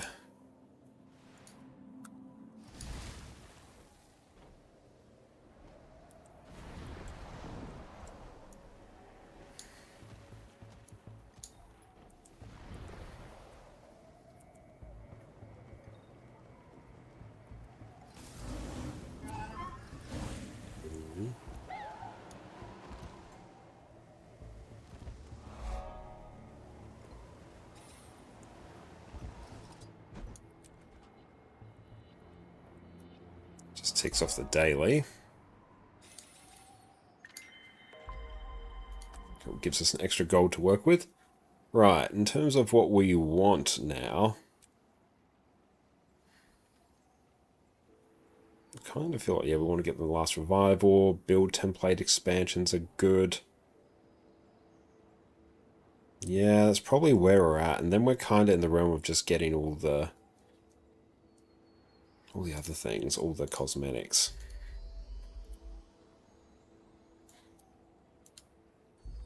Cool, so now we've got 2 build template expansions, so that will be eventually useful.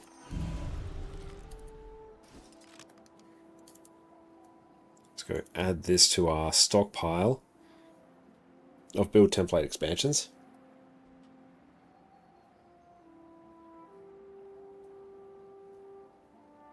As always, welcome in. You took your advice from yesterday on Conduit. You left Abyssal Chill on over Pact of Pain, Longer Condies, and used Banish Enchantment in Malix from F3 was up, so I had to pump out more with that. Also running standard Ren just seemed to do more Test and Strike and Fraxiums. You're right though, Song of the Mist is more comfortable. Yeah, I think Song of the Mist is more comfortable. I'm glad you found some enjoyment on using Banish Enchantment there. It's so nice on Conduit, actually being able to use your Malix skills for DPS. But yeah, because you do get the extra energy as well, because you will, once you max out your affinity, you'll get a bit of extra bump in energy. So it means you actually can run Song of the Mist overchargements without losing too much. Compared to Ren, where it's like, okay, the build still works with Song of the Mist overchargements, but you really can't use any other skills outside your main DPS skills. And you bought some build templates as well. No idea on who to use so many characters, but I was thinking one use just sitting there for now. I mean, it's too much value to just leave there, because when you consider, you know, how many gems a build template expansion is worth, let's check. Yeah, a build template expansion is 300 gems. If you were to check 300 gems,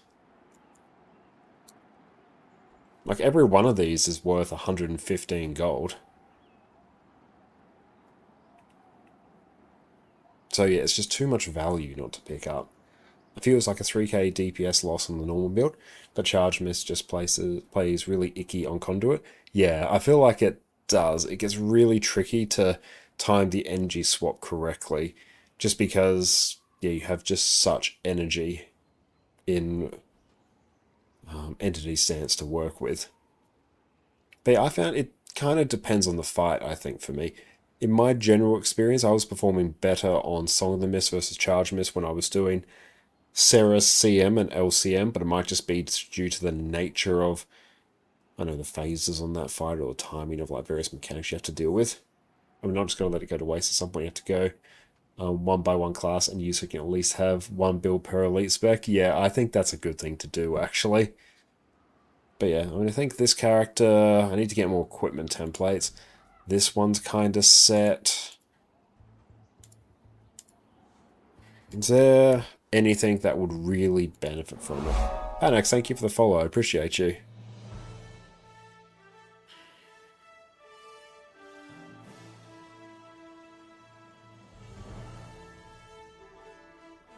It's really hard to tell. Is there anything that would really benefit from it?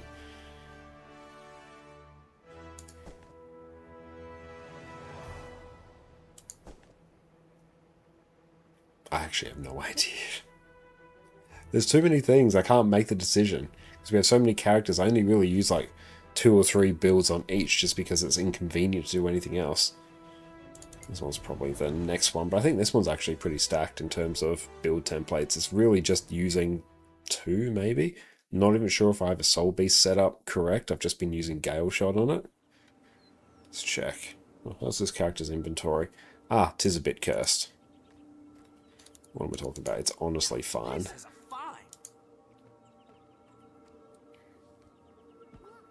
Yeah, this one's got 5. Yeah, we've straight up got 2 completely empty build templates. Oh, equipment templates. Yes, load me up with equipment templates. I will take those. This character's kind of set. This one, actually, this one kind of would benefit because, well, it is really just our Vert. It's our Vert and lately our Troubadour. 40, thank you so much for the sub, mate. I appreciate you.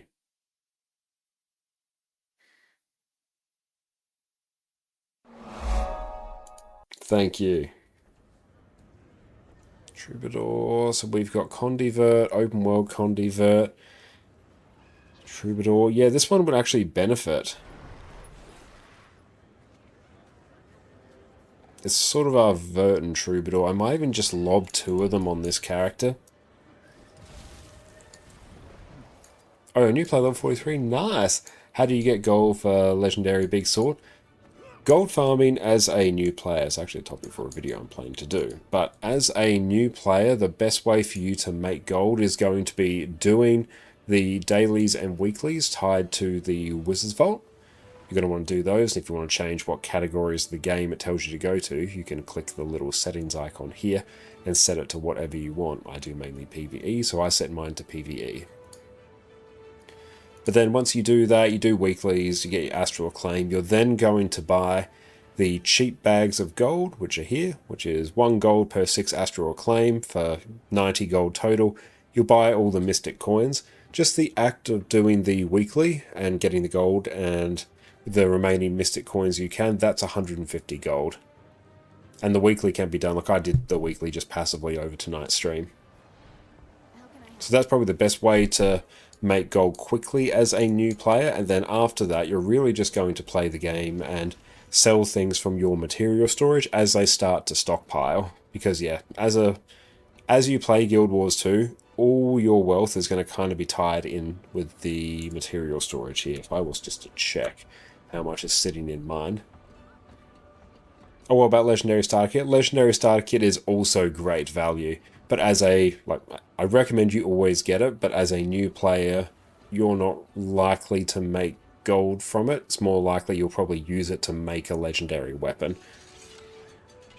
But yeah, that's actually one of the ways I've made a ton of gold as well, is buying legendary starter kits and then periodically crafting legendaries and selling them. Okay, let's see. Oh, can you make gold from quick play fractals? I haven't actually looked into that, so that's pretty cool. So I'll check my material storage. There we go. See, I've got 1,100 gold worth of materials just sitting in my material storage there that I could liquidate if I wanted to spend a little bit of time to do that. But yeah, there's a lot of gold tied up in your material storage. Need to complete a whole map for Legendary Insane? Yeah.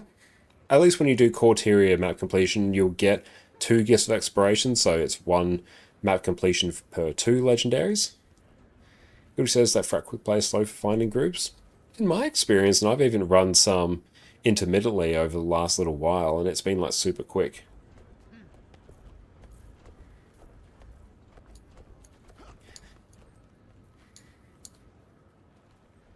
A 1 for heal, 1 for Condi, 1 for power, 1 for celestial, because why not? Then 1 testing. Like, if you play a character enough, you will get value out of every single equipment and build template. On my NA account, my Revenant on there has 9 equipment templates and 9 build templates, and I use them all. In fact, I need more. Yeah, it could have been like very off-peak hours, but usually for me, the longest I've waited is about 2 minutes. Let's add 2... Oh, we got an equipment template there as well, actually. Yeah. No, it's the wrong button. Here we go. Might and glory. Can you still get all the stuff you need from the back piece from Fractal Quick Play? No, you're going to need to go outside Fractal Quick Play. You're going to need to at least do some of the tier 4s, I think. Not so much I think, I'm certain that you will. Yeah, you need the pages. Yeah, true, you need the pages, so you have to do the daily recommended fractals. Okay, so we've got Troubadour. Hang on, so Open World Condivert. Let's copy this build template. Let's paste it here. That's a heal build. So this will be Open World Condivert. This will be Condivert. We'll make this Powervert.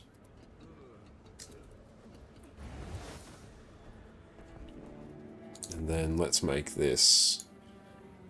We might do some Troubadour builds here. Don't know if I'll set them up tonight, it's just a matter of me. Well, I can always just paste the build templates in, I can sort out gear later.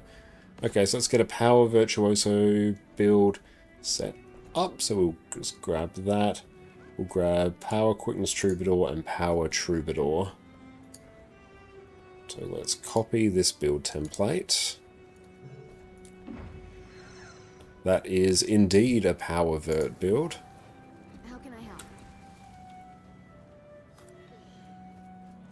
And then Power Quick Troubadour. Have to see if these actually require the same gear. I hope they do. This will be Power Quick Troubadour.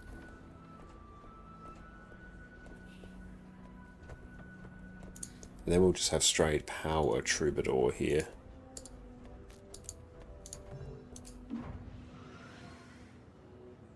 Signal of Illusions. Okay, Metro paid. Interesting. The Power Troubadour does like 43k. That is totally balanced. Okay, and then in terms of the build templates, we've got...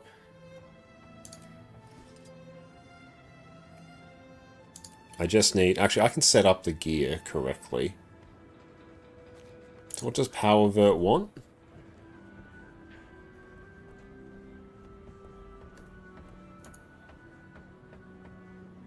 I think we'll just take the Powervert gear, because that stuff is actually the stuff that we're crit capped on. So let's go discretize.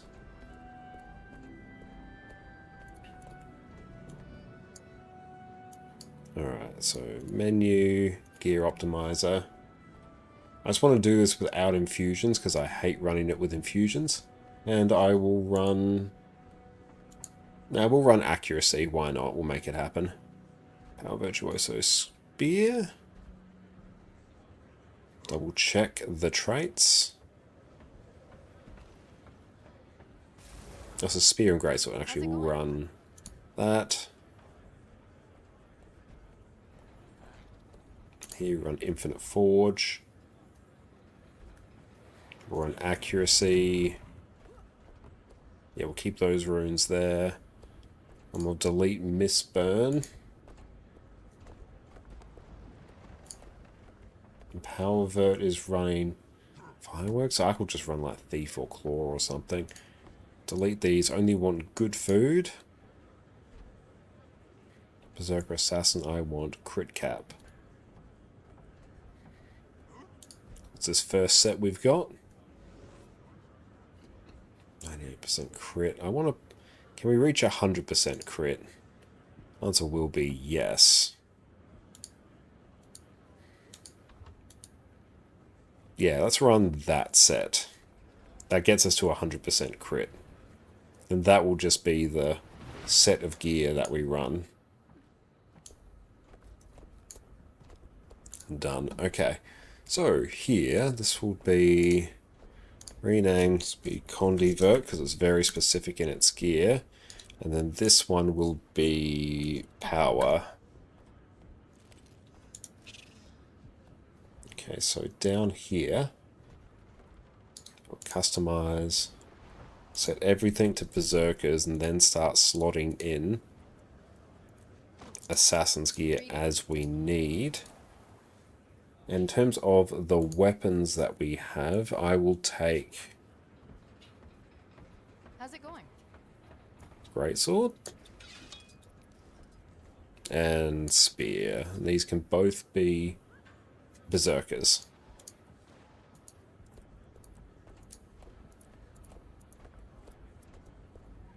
Force Ack.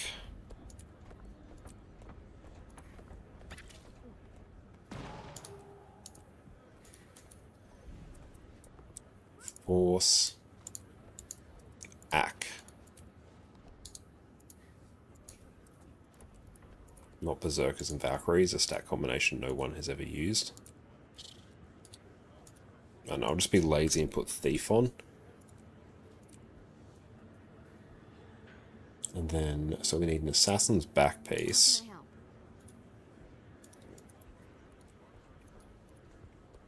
We need Assassin shoulders and gloves.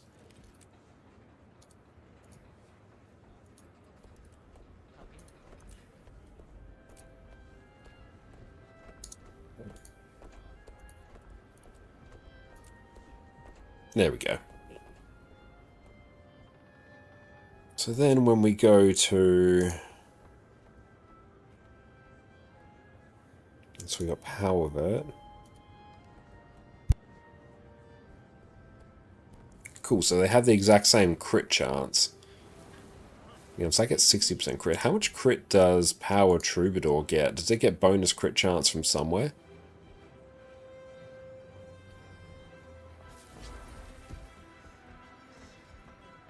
Bow and Arrow, what's up? It's wonderful to see you. Hope you're having a great day.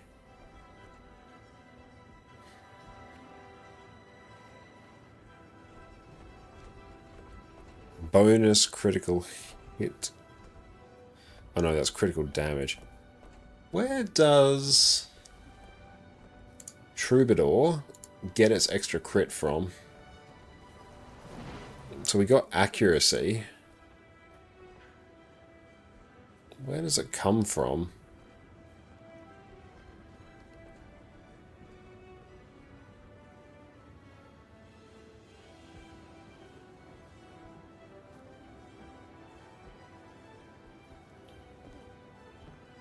Lose bonus damage, increase, gain note when you use a phantasm skill. I feel like I'm missing something. Oh well, it says the build should work. It's just I know where it lives in Power Vert. Yeah, it gets an extra critical chance increase here. That gets you to 15, or 15% extra crit.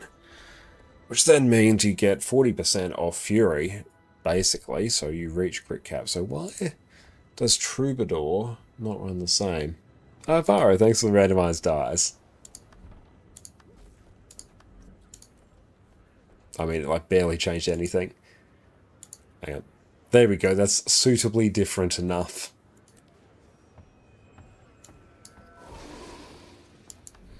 Where does this get its extra crit chance? Does it get it from here?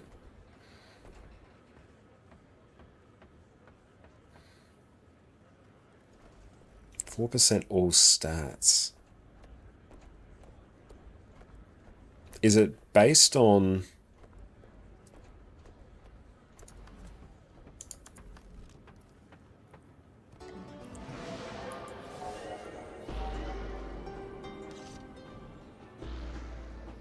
Yeah, we reach the right number when we cap out there, when we use everything. Swift and steady. Okay, you know what? I don't quite understand where that comes from, but that's okay. We'll just assume that it works. Yeah, that's a good enough guesstimate for me. Okay, let's go see who else is online today.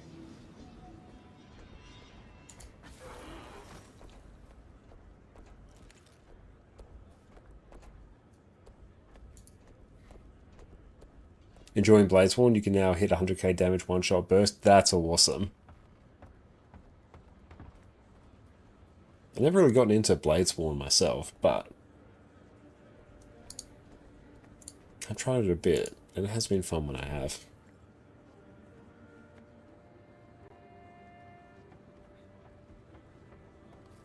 May the Six watch over you.